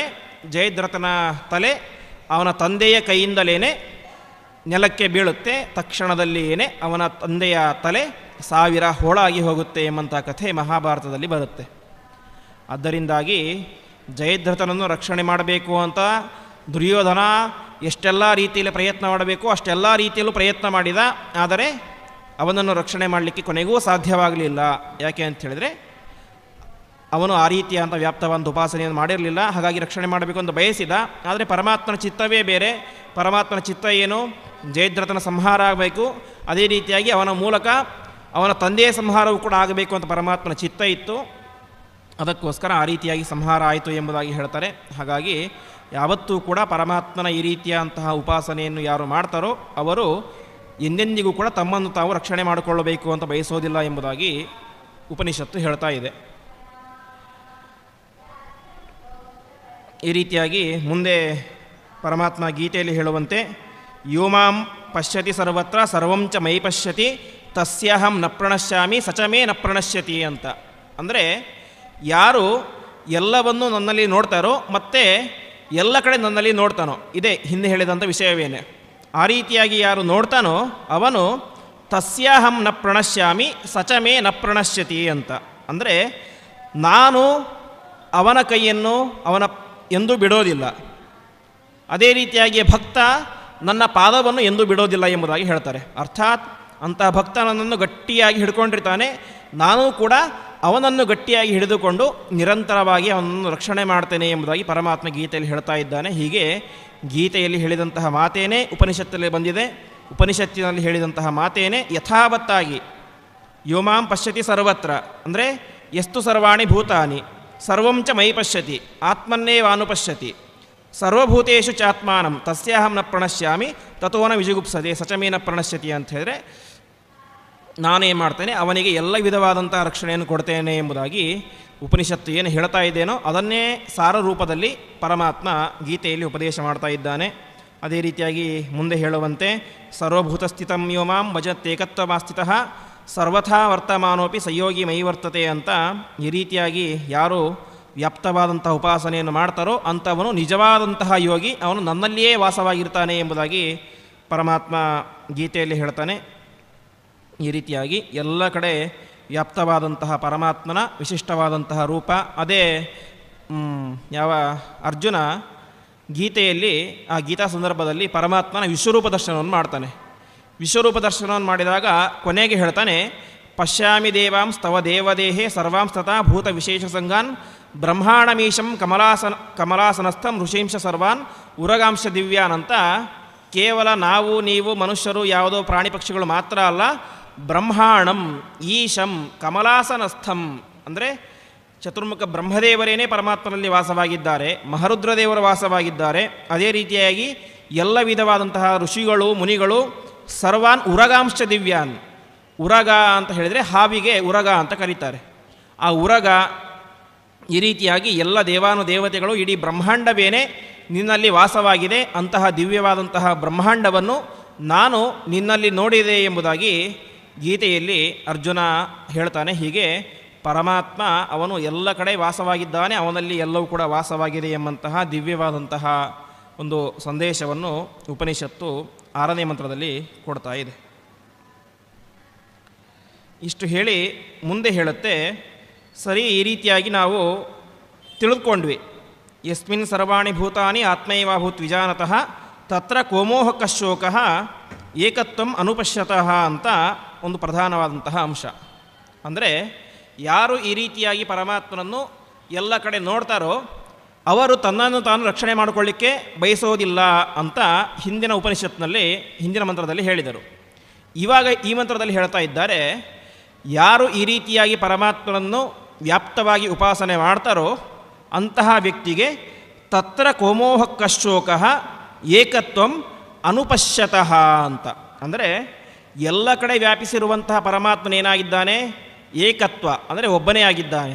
ನಮ್ಮಲ್ಲಿರುವಂತಹ ಪರಮಾತ್ಮ ಒಬ್ಬನೇ, ನಿಮ್ಮಲ್ಲಿರುವಂತಹ ಪರಮಾತ್ಮ ಒಬ್ಬನೇ, ಒಂದು ಸಣ್ಣ ಕ್ರಿಮಿಯಲ್ಲಿರುವಂಥ ಪರಮಾತ್ಮನು ಒಬ್ಬನೇ, ಆಕಾಶದಲ್ಲಿರುವಂಥ ಪರಮಾತ್ಮನು ಒಬ್ಬನೇ, ವೈಕುಂಠದಲ್ಲಿರುವಂಥ ಪರಮಾತ್ಮನು ಒಬ್ಬನೇ ಎಂಬುದಾಗಿ ಎಲ್ಲ ಪರಮಾತ್ಮನ ರೂಪಗಳಲ್ಲಿಯೂ ಯಾರು ಏಕತೆಯನ್ನು ಕಾಣ್ತಾನೋ ಅಂತಹ ವ್ಯಕ್ತಿ ಯಾವತ್ತೂ ಕೂಡ ಏನಾಗೋದಿಲ್ಲ, ತತ್ರ ಕೋಮೋಹ ಕಶೋಕಃ ಅಂತ, ಅವನು ಯಾವತ್ತೂ ಕೂಡ ಶೋಕವನ್ನು ದುಃಖವನ್ನು ಅನುಭವಿಸೋದಿಲ್ಲ. ಅದೇ ರೀತಿಯಾಗಿ ಮೋಹ ಅಹಂಕಾರಾದಿಗಳನ್ನು ಪಡೆಯೋದಿಲ್ಲ ಎಂಬುದಾಗಿ ಉಪನಿಷತ್ತು ಹೇಳ್ತಾ ಇದೆ. ಯಾಕೆ ಅಂದರೆ ಇವತ್ತು ನಾವೇನಾದರೂ ಅಹಂಕಾರ ಪಡ್ತಾ ಇದ್ದೀವಿ ಅಂತ ಏನರ್ಥ, ನಮಗಿಂತ ದೊಡ್ಡವರು ಯಾರಿಲ್ಲ, ನಮಗೆ ಜ್ಞಾನ ಇದೆ, ಅದು ಇದೆ ಅಂತ ನಾವು ಅಹಂಕಾರವನ್ನು ಪಡ್ತೇವೆ. ಆದರೆ ನಮಗೆಲ್ಲರನ್ನೂ ಮೀರಿದಂತಹ ಪರಮಾತ್ಮ ಎಲ್ಲ ಕಡೆ ವಾಸವಾಗಿದ್ದಾನೆ ಅಂತ ತಿಳಿದಾಗ ನಮಗೆ ಅಹಂಕಾರ ಪಡಲಿಕ್ಕೆ ಅವಕಾಶನೇ ಇರೋದಿಲ್ಲ. ಅದೇ ರೀತಿಯಾಗಿ ದುಃಖವೂ ಕೂಡ ಇರೋದಿಲ್ಲ ಎಂಬುದಾಗಿ ಹೇಳ್ತಾ ಇದೆ. ದುಃಖ ಯಾಕೆ ಬರೋದಿಲ್ಲ ಅಂತ ಮುಂದಿನ ಮಂತ್ರದಲ್ಲಿ ಹೇಳ್ತಾರೆ. ಇಲ್ಲಿ ಮೋಹ ಇಲ್ಲ, ಶೋಕ ಇಲ್ಲ ಅಂತ ಹೇಳ್ತಾ ಇದ್ದಾರೆ. ಇದಕ್ಕೆ ಸಂವಾದಿಯಾದಂತಹ ಒಂದು ಕಥೆ ಉಪನಿಷತ್ನಲ್ಲಿ ಬರುತ್ತೆ. ನೀವೆಲ್ಲ ಉದ್ಧಾಲಕ ಮತ್ತು ಅವನ ಮಗನಾದಂಥ ನಚಿಕೇತನ ಚರಿತ್ರೆಯನ್ನು ಕೇಳಿರ್ತೀರಿ. ಉದ್ಧಾಲಕ ಒಬ್ಬ ದೊಡ್ಡ ಋಷಿ, ಅವನಿಗೆ ಒಟ್ಟು 2 ಮಕ್ಕಳು, ನಚಿಕೇತ ಮತ್ತು ಶ್ವೇತಕೇತು ಅಂತ. ಇಬ್ಬರೂ ಕೂಡ ವಾಸ್ತವಿಕವಾಗಿ ದೊಡ್ಡ ಜ್ಞಾನಿಗಳು, ನಚಿಕೇತ ಮತ್ತು ಶ್ವೇತಕೇತು. ಆದರೆ ಶ್ವೇತಕೇತು ಅವನು ಭಾರೀ ಚುರುಕು ಬುದ್ಧಿ, ಭಾರೀ ಒಳ್ಳೆಯ ಜಾಣ ವ್ಯಕ್ತಿಯಾಗಿದ್ದ, ಎಲ್ಲರೂ ಚೆನ್ನಾಗಿ ಮಾತಾಡ್ತಾ ಇದ್ದ, ನಗ್ತಾ ಇದ್ದ, ಎಲ್ಲ ಕಡೆ ಬೆರೀತಾ ಇದ್ದ, ಚುರುಕಾಗಿದ್ದ. ಆದರೆ ನಚಿಕೇತ ಮನೆಯಲ್ಲಿ ಯಾವುದೋ ಒಂದು ಮೂಲೆಯಲ್ಲಿ ಕುಳಿತುಕೊಂಡು ಅಂತರ್ಮುಖಿಯಾಗಿ ಪರಮಾತ್ಮನನ್ನು ಉಪಾಸನೆ ಮಾಡ್ತಾ ಇದ್ದ. ಹಾಗೆ ನೋಡಿದರೆ ಶ್ವೇತಕೇತುವಿಗಿಂತ ದೊಡ್ಡ ಜ್ಞಾನಿ ಯಾರು, ಅದು ಈ ನಚಿಕೇತ. ಆದರೆ ಮನೆಯವರಿಗೆಲ್ಲ ಏನು ಅಂತ ಹೇಳಿದ್ರೆ, ಇವನು ಯಾವಾಗ ಮನೆ ಮೂಲೆ ಕೂತ್ಕೊಂಡಿರ್ತಾನೆ, ಸರಿಯಾಗಿ ಮಾತಾಡೋದಿಲ್ಲ, ಹಾಡಾಡೋದಿಲ್ಲ, ಏನೂ ಮಾಡೋದಿಲ್ಲ ಅಂತ ನಚಿಕೇತನನ್ನು ಒಂದು ರೀತಿ ತಿರಸ್ಕಾರ ಮಾಡಿ ನೋಡ್ತಾ ಇದ್ದರು. ಆದರೆ ಶ್ವೇತಕೇತುವಿಗೆ ಭಾರಿ ಚೆನ್ನಾಗಿ ಮಾತನಾಡೋದು, ಅವನಿಗೆ ಜಾಸ್ತಿ ಊಟ ಬಡಿಸೋದು, ಹೀಗೆಲ್ಲ ಮಾಡ್ತಾಯಿದ್ರು. ತಾರತಮ್ಯ ಆಗ್ತಾ ಇತ್ತು. ಕೊನೆಗೆ ಅವನ ತಂದೆ ಒಂದು ತೀರ್ಮಾನ ಮಾಡ್ತಾರೆ, ಇಬ್ಬರಿಗೂ ಯೋಗ್ಯ ವಯಸ್ಸಾಗುತ್ತೆ, ಉಪನಯನ ಮಾಡ್ತಾರೆ. ಈ ನಚಿಕೇತನನ್ನು ಗುರುಕುಲಕ್ಕೆ ಅಂತ ಕಳಿಸಿದರೆ ಅದರಿಂದ ಏನೂ ಉಪಯೋಗ ಇಲ್ಲ ಅಂತ. ಯಾಕೆಂದರೆ ನೀವು ಬುದ್ಧಿನೇ ಸರಿಯಾಗಿಲ್ಲ, ಒಬ್ಬನೇ ಕೂತಿರ್ತಾನೆ, ಯಾರ ಜೊತೆ ಮಾತನಾಡೋದಿಲ್ಲ, ಯಾರ ಜೊತೆ ಬೆರೆಯೋದಿಲ್ಲ. ಹಾಗಾಗಿ ಇವನನ್ನು ಗುರುಕುಲಕ್ಕೆ ಕಳಿಸಿದರೆ ನನ್ನ ಮರ್ಯಾದೆಯೇ ಹೋಗುತ್ತೆ ಅಂತ ಉದ್ದಾಲಕರೇ ಮಾಡಲು ಗುರುಕುಲಕ್ಕೆ ಅಂತ ಕಳಿಸ್ತಾರೆ ಅಂತೆ. ಶ್ವೇತಕೇತು ಗುರುಕುಲದಲ್ಲಿ 13 ವರ್ಷಗಳ ಕಾಲ ಚೆನ್ನಾಗಿ ಶಾಸ್ತ್ರ ವೇದ ಎಲ್ಲವನ್ನು ಕೂಡ ಸರಿಯಾಗಿ ಅಧ್ಯಯನ ಮಾಡ್ತಾನೆ. ಅಧ್ಯಯನ ಮಾಡಿ ತನ್ನ ಮನೆಗೆ ಬರ್ತಾನೆ. ಮನೆಗೆ ಬಂದಾಗ ಅವನಲ್ಲಿ ಎಷ್ಟು ವಿದ್ಯೆ ತುಂಬಿತ್ತೋ ಅದಕ್ಕಿಂತ ಜಾಸ್ತಿ ಅಹಂಕಾರ ತುಂಬಿತ್ತು ಅಂತೆ. ಯಾಕೆ ಅಂತ ಹೇಳಿದರೆ, ನಾನು ಇಷ್ಟು ವರ್ಷಗಳ ಕಾಲ ಗುರುಕುಲದಲ್ಲಿ ಅಧ್ಯಯನ ಮಾಡಿದ್ದೇನೆ, ಅವನಿಗೆ ಎಷ್ಟು ಅಹಂಕಾರ ಅಂತ ಹೇಳಿದರೆ, ನಾನು ನನ್ನ ತಂದೆಗೆ ನಮಸ್ಕಾರ ಮಾಡಬೇಕೋ ಬೇಡವೋ ಅಂತ. ಯಾಕೆ? ನನ್ನ ತಂದೆಗಿಂತ ದೊಡ್ಡ ಜ್ಞಾನಿ ಯಾರು? ಅದು ನಾನು. ನನ್ನ ತಂದೆಗೆ ಏನೂ ಜ್ಞಾನವೇ ಇಲ್ಲ, ಅವನಿಗಿಂತ ಜಾಸ್ತಿ ಜ್ಞಾನ ನನಗಿದೆ. ಹಾಗಾಗಿ ನನ್ನ ತಂದೆಗೆ ನಾನು ನಮಸ್ಕಾರ ಮಾಡಬೇಕೋ ಬೇಡವೋ ಅಂತ ವಿಚಾರ ಮಾಡಿ ತನ್ನ ತಂದೆಗೆ ನಮಸ್ಕಾರವನ್ನೇ ಮಾಡಲಿಲ್ಲ ಅಂತೆ. ಯಾರು? ಶ್ವೇತಕೇತು. ತಂದೆ ವಿಚಾರ ಗೊತ್ತಾಗುತ್ತೆ ಉದ್ದಾಲಕನಿಗೆ. ಓಹೋ, ಇವನಿಗೆ ನಾನು ಗುರುಕುಲಕ್ಕೆ ಕಲಿಸಿದ್ದು ಏತಕ್ಕೋಸ್ಕರ ವಿದ್ಯೆಯನ್ನು ಅಧ್ಯಯನ ಮಾಡಲಿಕ್ಕೆ ಅಂತ. ಆದರೆ ಇವನು ವಿದ್ಯೆ ಅಧ್ಯಯನ ಮಾಡಿದ್ದಾನೆ, ಆದರೆ ಅದಕ್ಕಿಂತ ಜಾಸ್ತಿ ಅಹಂಕಾರ ತುಂಬಿಸಿಕೊಂಡು ಬಂದಿದ್ದಾನೆ ಎಂಬಂಥ ವಿಚಾರ ಉದ್ದಾಲಕರಿಗೆ ಗೊತ್ತಾಗತ್ತೆ. ಆವಾಗ ಸ್ವಲ್ಪ ದಿವಸ ಬಿಟ್ಟು ಕರೀತಾರಂತೆ ಮಗನನ್ನು. ಶ್ವೇತಕೇತು, ಅಧ್ಯಯನ ಎಲ್ಲ ಚೆನ್ನಾಗಾಯ್ತಾ ಅಂತ. ಚೆನ್ನಾಗಾಯಿತು, ಎಲ್ಲ ಓದ್ಕೊಂಡ್ಬಿಟ್ಟಿದ್ದೇನೆ ಅಂತ. ಆವಾಗ ಉದ್ದಾಲಕರೊಂದು ಪ್ರಶ್ನೆ ಕೇಳ್ತಾರೆ ಅಂತೆ. ಹಾಗಾದರೆ ನನಗೊಂದು ಕ್ವಶನ್ ಕೇಳ್ತೀನಿ, ಉತ್ತರ ಕೊಡಬೇಕು ಅಂತ. ಸರಿ, ಕೇಳಿ, ಏನು ಬೇಕಾದರೂ ಕೇಳಿ ಹೇಳ್ತೇನೆ ಅಂತ. ಉದ್ದಾಲಕರು ಕೇಳ್ತಾರೆ, ಯಾವುದನ್ನು ತಿಳಿದುಕೊಂಡರೆ ಎಲ್ಲವನ್ನೂ ತಿಳಿದುಕೊಂಡ ಹಾಗೆ ಆಗುತ್ತೋ ಅದು ಯಾವುದು ಅಂತ. ಅದು ಯಾವುದು ಅಂತ ಗೊತ್ತಾಗಲ್ಲ ಶ್ವೇತಕೇತುವಿಗೆ. ಅವನು ಹೇಳ್ತಾನೆ, ಅವನಿಗೆ ಎಷ್ಟು ಅಹಂಕಾರ ಅಂತ ಹೇಳಿದರೆ, ನನಗೆ ಗೊತ್ತಿಲ್ಲ ಅಂತ ಹೇಳೋದಿಲ್ಲ, ಇದು ನನ್ನ ಗುರುಗಳಿಗೂ ಗೊತ್ತಿಲ್ಲ ಅಂತ ಕಾಣಿಸುತ್ತೆ, ಹಾಗಾಗಿ ನನ್ನ ಗುರುಗಳು ಇದನ್ನು ನನಗೆ ಹೇಳೇ ಕೊಡಲಿಲ್ಲ ಅಂತ ಗುರುಗಳ ಮೇಲೆ ಎತ್ತಾಕ್ಬಿಡ್ತಾನೆ. ಆವಾಗ ಉದ್ದಾಲಕರಿಗೆ ಗೊತ್ತಾಗುತ್ತೆ, ನಿನಗೆ ಅಧ್ಯಯನ ಎಲ್ಲ ಮಾಡಿದ್ದೀಯಾ, ಆದರೆ ಅದಕ್ಕೆ ಬೇಕಾದಂಥ ವಿನಯ ಇಲ್ಲ, ಅದೇ ರೀತಿಯಾಗಿ ಉಪಾಸನೆ ಮಾಡುವಂಥ ಯೋಗ್ಯತೆ ಇಲ್ಲ, ನಾನು ನಿನಗೆ ಪಾಠ ಮಾಡ್ತೀನಿ ಬಾ ಅಂತ ಕರೆದು ಕೂಡಿಸ್ತಾರೆ ಅಂತೆ. ಪಾಠ ಅಂತೇಳಿದ್ರೆ ಪುಸ್ತಕದಲ್ಲಿರುವಂತಹ ಪಾಠ ಅಲ್ಲ, ಪ್ರಾಕ್ಟಿಕಲ್ ಆಗಿ ಪಾಠ ಮಾಡಲಿಕ್ಕೆ ಶುರು ಮಾಡ್ತಾರೆ. ಅವತ್ತಿನ ದಿವಸ ರಾತ್ರಿ ಕರೀತಾರೆ ಅವನ್ನ, ಶ್ವೇತಕೇತು ಬಾಯಿಲಿ ಅಂತ. ಒಂದು ತಂಬಿಗೆ ನೀರು ತೊಗೊಂಬ ಅಂತ ಹೇಳ್ತಾರೆ. ಒಂದು ತಂಬಿಗೆಲೆ ನೀರು ತೊಗೊಂಬರ್ತಾನೆ. ಇದರಲ್ಲಿ ಒಂದು ಮುಷ್ಟಿ ಉಪ್ಪನ್ನು ಹಾಕು ಅಂತ ಹೇಳ್ತಾರೆ. ಉಪ್ಪು ಹಾಕ್ತಾನೆ. ಸರಿ, ಹೋಗಿ ಮಲ್ಕೋ ಅಂತ ಹೇಳ್ತಾರೆ. ಶ್ವೇತಕೇತು ಮಲ್ಕೊಳ್ತಾನೆ, ಉದ್ದಾಲಕ ಮಲ್ಕೊಳ್ತಾನೆ, ಎಲ್ಲರೂ ಕೂಡ ಮಲ್ಕೊಳ್ತಾರೆ. ಬೆಳಗ್ಗೆ ಆಗುತ್ತೆ. ಬೆಳಗ್ಗೆ ಎದ್ದು ನಿತ್ಯ ಅನೇಕ ಕರ್ಮಗಳನ್ನೆಲ್ಲ ಮುಗಿಸ್ತಾರೆ. ಆ ತಂಬಿಗೆ ತೊಗೊಂಬ ಅಂತ ಹೇಳ್ತಾರೆ. ಶ್ವೇತಕೇತು ಹೋಗಿ ತಂಬಿಗೆ ತೊಗೊಂಬರ್ತಾನೆ. ಇದರಲ್ಲಿ ನಿನ್ನೆ ಏನು ಹಾಕಿದ್ದೀ ಅಂತ ಕೇಳ್ತಾನೆ. ಉಪ್ಪು ಹಾಕಿದ್ದೆ ಅಂತ ಹೇಳ್ತಾರೆ. ಹಾಗಾದರೆ ಉಪ್ಪನ್ನು ಮೊದಲು ತೆಗೆದುಕೊಡು ನನಗೆ ವಾಪಸ್ ಅಂತ ಹೇಳ್ತಾನೆ. ಅದು ಹೇಗೆ ಸಾಧ್ಯ? ಉಪ್ಪೆಲ್ಲ ಕರಗಿ ಹೋಗಿಬಿಟ್ಟಿದೆಯಲ್ಲ ಅಂತ. ಹೌದಾ, ಸರಿ, ಕರಗಿ ಹೋಗಿದೆನಾ? ಸರಿ, ಹಾಗಾದರೆ ನೀನೇ ಮಾಡು, ಮೊದಲು ತಂಬಿಗೆಯ ಮೇಲ್ಗಡೆ ಇರುವಂಥ ನೀರನ್ನು ತೆಗೆದುಕೊಂಡು ಕುಡಿದು ನೋಡು, ಸ್ವಲ್ಪ ಒಂದು ಸ್ಪೂನ್ ತಗೊಂಡು ಕುಡಿದು ನೋಡು ಅಂತ ಕೇಳ್ತಾರೆ. ಸರಿ ಅಂತ ಕುಡಿತಾನೆ. ಹೇಗಿದೆ ಅಂತ ಕೇಳಿ, ಉಪ್ಪಾಗಿದೆ ಅಂತ ಹೇಳ್ತಾನೆ. ಸರಿ, ಈಗ ಮಧ್ಯದಿಂದಾಗಿ ತೆಗೆದು ಕುಡಿದು ನೋಡು ಅಂತ ಹೇಳ್ತಾನೆ. ಸ್ವಲ್ಪ ಮಧ್ಯದಲ್ಲಿ ಒಂದು ಸ್ಪೂನ್ ಹಾಕಿ ತೆಗೆದು ಕುಡಿದು ನೋಡ್ತಾನೆ. ಇದು ಹೇಗಿದೆ? ಇದು ಕೂಡ ಲವಣ, ಉಪ್ಪಾಗಿದೆ ಅಂತ ಹೇಳ್ತಾನೆ. ಕೊನೆಗೆ ಮತ್ತೆ ಹೇಳ್ತಾನೆ, ಕೆಳಗಡೆಯಿಂದ ತೆಗೆದುಕೊಂಡು ನೋಡು, ಹೇಗಿದೆ ಟೇಸ್ಟ್ ಅಂತ ಕೇಳ್ತಾನೆ. ಆವಾಗ ಹೇಳ್ತಾನೆ, ಇದೂ ಕೂಡ ಉಪ್ಪಾಗಿದೆ ಅಂತ ಕೇಳ್ತಾನೆ. ನೀರು ಮೇಲುಗಡೆನೂ ಉಪ್ಪಾಗಿದೆ, ಮಧ್ಯದಲ್ಲಿಯೂ ಉಪ್ಪಾಗಿದೆ, ಕೆಳಗಡೆನೂ ಉಪ್ಪಾಗಿದೆ ಅಂತ. ಹಾಗಾದ್ರೆ ಉಪ್ಪೆಲ್ಲಿದೆ ತೋರಿಸು ಅಂತ ಕೇಳ್ತಾನೆ. ಉಪ್ಪು ಕಾಣಿಸ್ತಾ ಇಲ್ಲ. ಮತ್ತು ನಿನಗೆ ಹೇಗೆ ಗೊತ್ತಾಯ್ತು ಉಪ್ಪಾಗಿದೆ ನೀರು ಅಂತ? ನಿನ್ನ ಅನುಭವಕ್ಕೆ ಬಂತು. ಹಾಗಾಗಿ ನಿನಗೆ ಏನು ಗೊತ್ತಾಯಿತು? ನೀರು ಉಪ್ಪಾಗಿದೆ, ನೀರು ಮಧ್ಯದಲ್ಲಿಯೂ ಉಪ್ಪಾಗಿದೆ, ಕೆಳಗಡೆನೂ ಉಪ್ಪಾಗಿದೆ, ಕೊನೆಗೂ ಉಪ್ಪಾಗಿದೆ ಎಂಬುದಾಗಿ ನಿನಗೆ ವಿಚಾರ ಗೊತ್ತಾಯಿತು ಎಂಬುದಾಗಿ ಉದ್ದಾಲಕರು ಹೇಳ್ತಾರೆ. ಅದಕ್ಕೆ ಒಂದು ತತ್ವವನ್ನು ಹೇಳ್ತಾರೆ. ಹಾಗೆ ಪರಮಾತ್ಮನೂ ಕೂಡ ಎಲ್ಲ ಕಡೆ ವ್ಯಾಪಿಸಿಕೊಂಡಿದ್ದಾನೆ. ಪರಮಾತ್ಮ ನೀರಿನಲ್ಲಿ ಹೇಗೆ ಉಪ್ಪು ಬೆರೆತಿದ್ದಾನೋ ಹಾಗೆ ಬೆರೆತುಕೊಂಡಿದ್ದಾನೆ. ಆದರೆ ನಮಗೆ ಕಾಣಿಸೋದೇನು? ನೀರು ಮಾತ್ರ. ಅದರಲ್ಲಿ ಬೆರೆತಿರುವಂಥ ಉಪ್ಪು ಕಣ್ಣಿಗೆ ಕಾಣಿಸೋದಿಲ್ಲ. ಹಾಗೆ ಇಡೀ ಜಗತ್ತು ನಮಗೆ ಕಾಣಿಸುತ್ತೆ, ಆದರೆ ಅದರಲ್ಲಿ ಬೆರೆತಿರುವಂತಹ ಪರಮಾತ್ಮ ನಮಗೆ ಕಾಣಿಸೋದಿಲ್ಲ. ಆ ಪರಮಾತ್ಮ ಇದ್ದಾನೆ ಅಂತ ಗೊತ್ತಾಗಬೇಕಾದ್ರೆ ಶ್ವೇತಕೇತು ಏನು ಮಾಡಿದ? ನೀರನ್ನು ಕುಡಿದ. ಅವನಿಗೆ ಆವಾಗ ಹಿಂಗೆ ಗೊತ್ತಾಯಿತು, ಉಪ್ಪಿನ ಅನುಭವ ಆಯಿತು. ಹಾಗೆ ನಾವು ಕೂಡ ಎಲ್ಲ ಕಡೆ ವ್ಯಾಪಿಸಿರುವಂತಹ ಪರಮಾತ್ಮನ ಚಿಂತನೆಯನ್ನು ನಿರಂತರ ಮಾಡ್ತಾ ಮಾಡ್ತಾ ಮಾಡ್ತಾ ಹೋದಾಗ ಏನಾಗುತ್ತೆ? ಪರಮಾತ್ಮ ಎಲ್ಲ ಕಡೆ ವ್ಯಾಪಿಸಿಕೊಂಡಿದ್ದಾನೆ. ಪರಮಾತ್ಮ ಕೇವಲ ಜಗತ್ತಿನ ಮಧ್ಯದಲ್ಲಿ ಇಲ್ಲ, ಕೆಳಗಡೆ ಇಲ್ಲ, ಮೇಲ್ಗಡೆ ಇಲ್ಲ, ಎಲ್ಲ ಕಡೆ ಇಡೀ ಜಗತ್ತನ್ನೇ ಅಪ್ಪಿಕೊಂಡು ಪರಮಾತ್ಮ ಎಲ್ಲ ಕಡೆ ವ್ಯಾಪಿಸಿದ್ದಾನೆ ಎಂಬಂಥ ವಿಚಾರ ಗೊತ್ತಾಗುತ್ತೆ. ಈ ರೀತಿಯಾದಂಥ ವಿಚಾರ ಗೊತ್ತಾದಾಗ ಏನಾಗುತ್ತೆ? ಶೋಕ, ಮೋಹ, ಅಹಂಕಾರಾದಿಗಳು ಹೋಗ್ತವೆ ಎಂಬುದಾಗಿ ತಿಳಿಸ್ತಾರೆ. ಈ ರೀತಿಯಾಗಿ ಹೇಳಿದಾಗ ಯಾವ ಶ್ವೇತಕೇತುವಿಗೆ ತನ್ನಲ್ಲಿ ಇದ್ದಂತಹ ಅಹಂಕಾರ ಎಲ್ಲವೂ ಕೂಡ ಹೋಯಿತು ಎಂಬುದಾಗಿ ಉಪನಿಷತ್ತು ಹೇಳುತ್ತೆ. ಅದೇ ರೀತಿ ಇನ್ನೊಂದು ಪಾಠ ಮಾಡ್ತಾರೆ ಅಂತೆ. ಒಂದು ಆಲದ ಮರದ ಬೀಜ ತೊಗೊಂಬ ಅಂತ ಹೇಳ್ತಾರೆ ಅಂತೆ. ಆಲದ ಮರದ ಬೀಜ ತೊಗೊಂಬರ್ತಾನೆ, ಅದನ್ನು ಒಡಿ ಅಂತ ಹೇಳ್ತಾರೆ ಅಂತೆ. ಅದೇ ಸಣ್ಣ ಸಣ್ಣ ಚಿಕ್ಕ ಚಿಕ್ಕ ಚಿಕ್ಕ ಚಿಕ್ಕ ಬೀಜ ಇರ್ತವೆ, ಅದರಲ್ಲಿ ಒಂದು ಬೀಜ ತಗೋ ಅಂತ ಹೇಳ್ತಾರೆ, ಅದನ್ನು ಒಡಿ ಅಂತ ಹೇಳ್ತಾರೆ. ಅದರಲ್ಲಿ ಮತ್ತೆ ಅನೇಕ ಬೀಜಗಳಿರ್ತವೆ, ಅದನ್ನು ಒಡಿ ಅಂತ ಹೇಳ್ತಾರೆ. ಈಗ ಹೊಡಿತಾ ಹೊಡಿತಾ ಹೋಗ್ತಾರೆ, ಕೊನೆಗೆ ಒಂದು ಸಣ್ಣ ಬೀಜ ಸಿಗುತ್ತೆ. ಇದನ್ನು ಒಡಿ ಅಂತ ಹೇಳ್ತಾರೆ, ಇಲ್ಲ ಇದನ್ನು ಹೊಡಿಲಿಕ್ಕೆ ಸಾಧ್ಯನೇ ಇಲ್ಲ, ಯಾಕಂದ್ರೆ ಅಷ್ಟು ಚಿಕ್ಕದಾಗಿದೆ ಅಂತ. ಸರಿ, ಅದರಲ್ಲಿ ಏನು ಕಾಣಿಸ್ತಾ ಇದೆ ನಿಮಗೆ? ಏನೂ ಕಾಣಿಸ್ತಾ ಇಲ್ಲ. ಏನೂ ಕಾಣಿಸ್ತಾ ಇಲ್ಲ ಅಂತ ಹೇಳಿದ್ರೆ ಈ ಮರ ಇಡೀ ಈ ಬೀಜ ಏನಾಯಿತು, ಈ ಬೀಜವನ್ನು ಅವನು ಭೂಮಿಯಲ್ಲಿ ಹೂತರೆ ಏನಾಗುತ್ತೆ, ಇದರಿಂದಾಗಿ ದೊಡ್ಡ ಆಲದ ಮರ ಹುಟ್ಟುತ್ತೆ. ಇದೇ ಬೀಜನ ಹೂತರೆ ಏನಾಗುತ್ತೆ, ದೊಡ್ಡ ಆಲದ ಮರ ಹುಟ್ಟುತ್ತೆ. ನೀನೇನೇ ಹೇಳ್ತಾ ಇದ್ದೀಯಾ, ಈ ಆಲದ ಮರದ ಬೀಜದಲ್ಲಿ ಏನೂ ಕಾಣಿಸ್ತಾನೇ ಇಲ್ಲ ಅಂತ ಹೇಳ್ತಾ ಇದ್ದೀಯಾ. ಏನೂ ಕಾಣಿಸದೆ ಹೋದರೆ ಈ ಬೀಜ ಏನಾಗ್ತಾ ಇರಲಿಲ್ಲ, ಒಂದು ಮರ ಹುಟ್ಟಲಿಕ್ಕೆ ಸಾಧ್ಯ ಆಗ್ತಾ ಇರಲಿಲ್ಲ. ಆದರೆ ಈ ಬೀಜವನ್ನು ನಾವು ಇವತ್ತು ಹೋಗಿ ಹೂತರೆ ಅದು ಮುಂದೆ ಕೆಲವೇ ದಿವಸಗಳಲ್ಲಿ, ಕೆಲವೇ ವರ್ಷಗಳಲ್ಲಿ ದೊಡ್ಡದ ಆಲದ ಮರವಾಗಿ ಬೆಳೆಯುತ್ತೆ. ಆದರೆ ನಿನಗೆ ಆ ಶಕ್ತಿ ಕಾಣಿಸ್ತಾ ಇಲ್ಲ ಅಷ್ಟೇ. ಹಾಗಾಗಿ ಅವ್ರು ಹೇಳ್ತಾರೆ, ನಮಗೆ ಅದು ಕಾಣಿಸ್ತಾ ಇಲ್ಲ ಅನ್ನೋದು ಮಾತ್ರಕ್ಕೆ, ನಮಗೆ ಅದು ಗೊತ್ತಿಲ್ಲ ಅನ್ನೋದು ಮಾತ್ರಕ್ಕೆ ಅದು ಇಲ್ಲವೇ ಇಲ್ಲ, ಅದರಲ್ಲಿ ಏನೂ ಇಲ್ಲವೇ ಇಲ್ಲ ಅಂತ ನಿರಾಕರಣೆ ಮಾಡಬಾರದು. ಹಾಗೆ ಪರಮಾತ್ಮನ ಯೋಗ್ಯತೆ, ಅವನ ಗುಣ, ಅವನ ಸ್ವರೂಪ ನಮಗೆ ಕಾಣಿಸ್ತಾ ಇಲ್ಲ ಅಂದ ಮಾತ್ರಕ್ಕೆ ನಾವೇನು ಮಾಡಬಾರ್ದು, ಪರಮಾತ್ಮನಲ್ಲಿ ಗುಣಗಳೇ ಇಲ್ಲ, ಪರಮಾತ್ಮನ ಸ್ವರೂಪವೇ ಇಲ್ಲ ಅಂತ ನಿರಾಕರಣೆ ಮಾಡಬಾರದು. ಹೇಗೆ ಆಲದ ಮರದ ಬೀಜ ಎಂಬುದು ಅತ್ಯಂತ ಸೂಕ್ಷ್ಮವಾಗಿದ್ದರೂ ಕೂಡ ದೊಡ್ಡ ಮರ ಹುಟ್ಟಲಿಕ್ಕೆ ಕಾರಣ ಆಗುತ್ತೋ, ಅದೇ ರೀತಿಯಾಗಿ ಪರಮಾತ್ಮ ನಮ್ಮೆಲ್ಲರ ಒಳಗಡೆ ಅತ್ಯಂತ ಸೂಕ್ಷ್ಮ ಸ್ವರೂಪದಿಂದ ಇದ್ದರೂ ಕೂಡ ಅವನೇನು ಮಾಡ್ತಾನೆ, ಇಡೀ ಜಗತ್ತೇ ಸೃಷ್ಟಿ ಮಾಡಲಿಕ್ಕೆ ಕಾರಣ ಆಗ್ತಾನೆ ಎಂಬುದಾಗಿ ಉದ್ಧಾಲಕರು ತಮ್ಮ ಮಗನಾದಂತಹ ಶ್ವೇತಕೇತುವಿಗೆ ಉಪದೇಶ ಮಾಡ್ತಾರೆ. ಇನ್ನೂ ಅನೇಕ ರೀತಿಯಾಗಿ ಪ್ರಾಕ್ಟಿಕಲ್ಲಾಗಿ ಯಾವ ರೀತಿಯಾಗಿ ನಾವು ಪರಮಾತ್ಮನನ್ನು ತಿಳಿದುಕೊಳ್ಳಬೇಕು ಅಂತ ವಿಶಿಷ್ಟವಾಗಿ ಉಪದೇಶ ಮಾಡ್ತಾರೆ.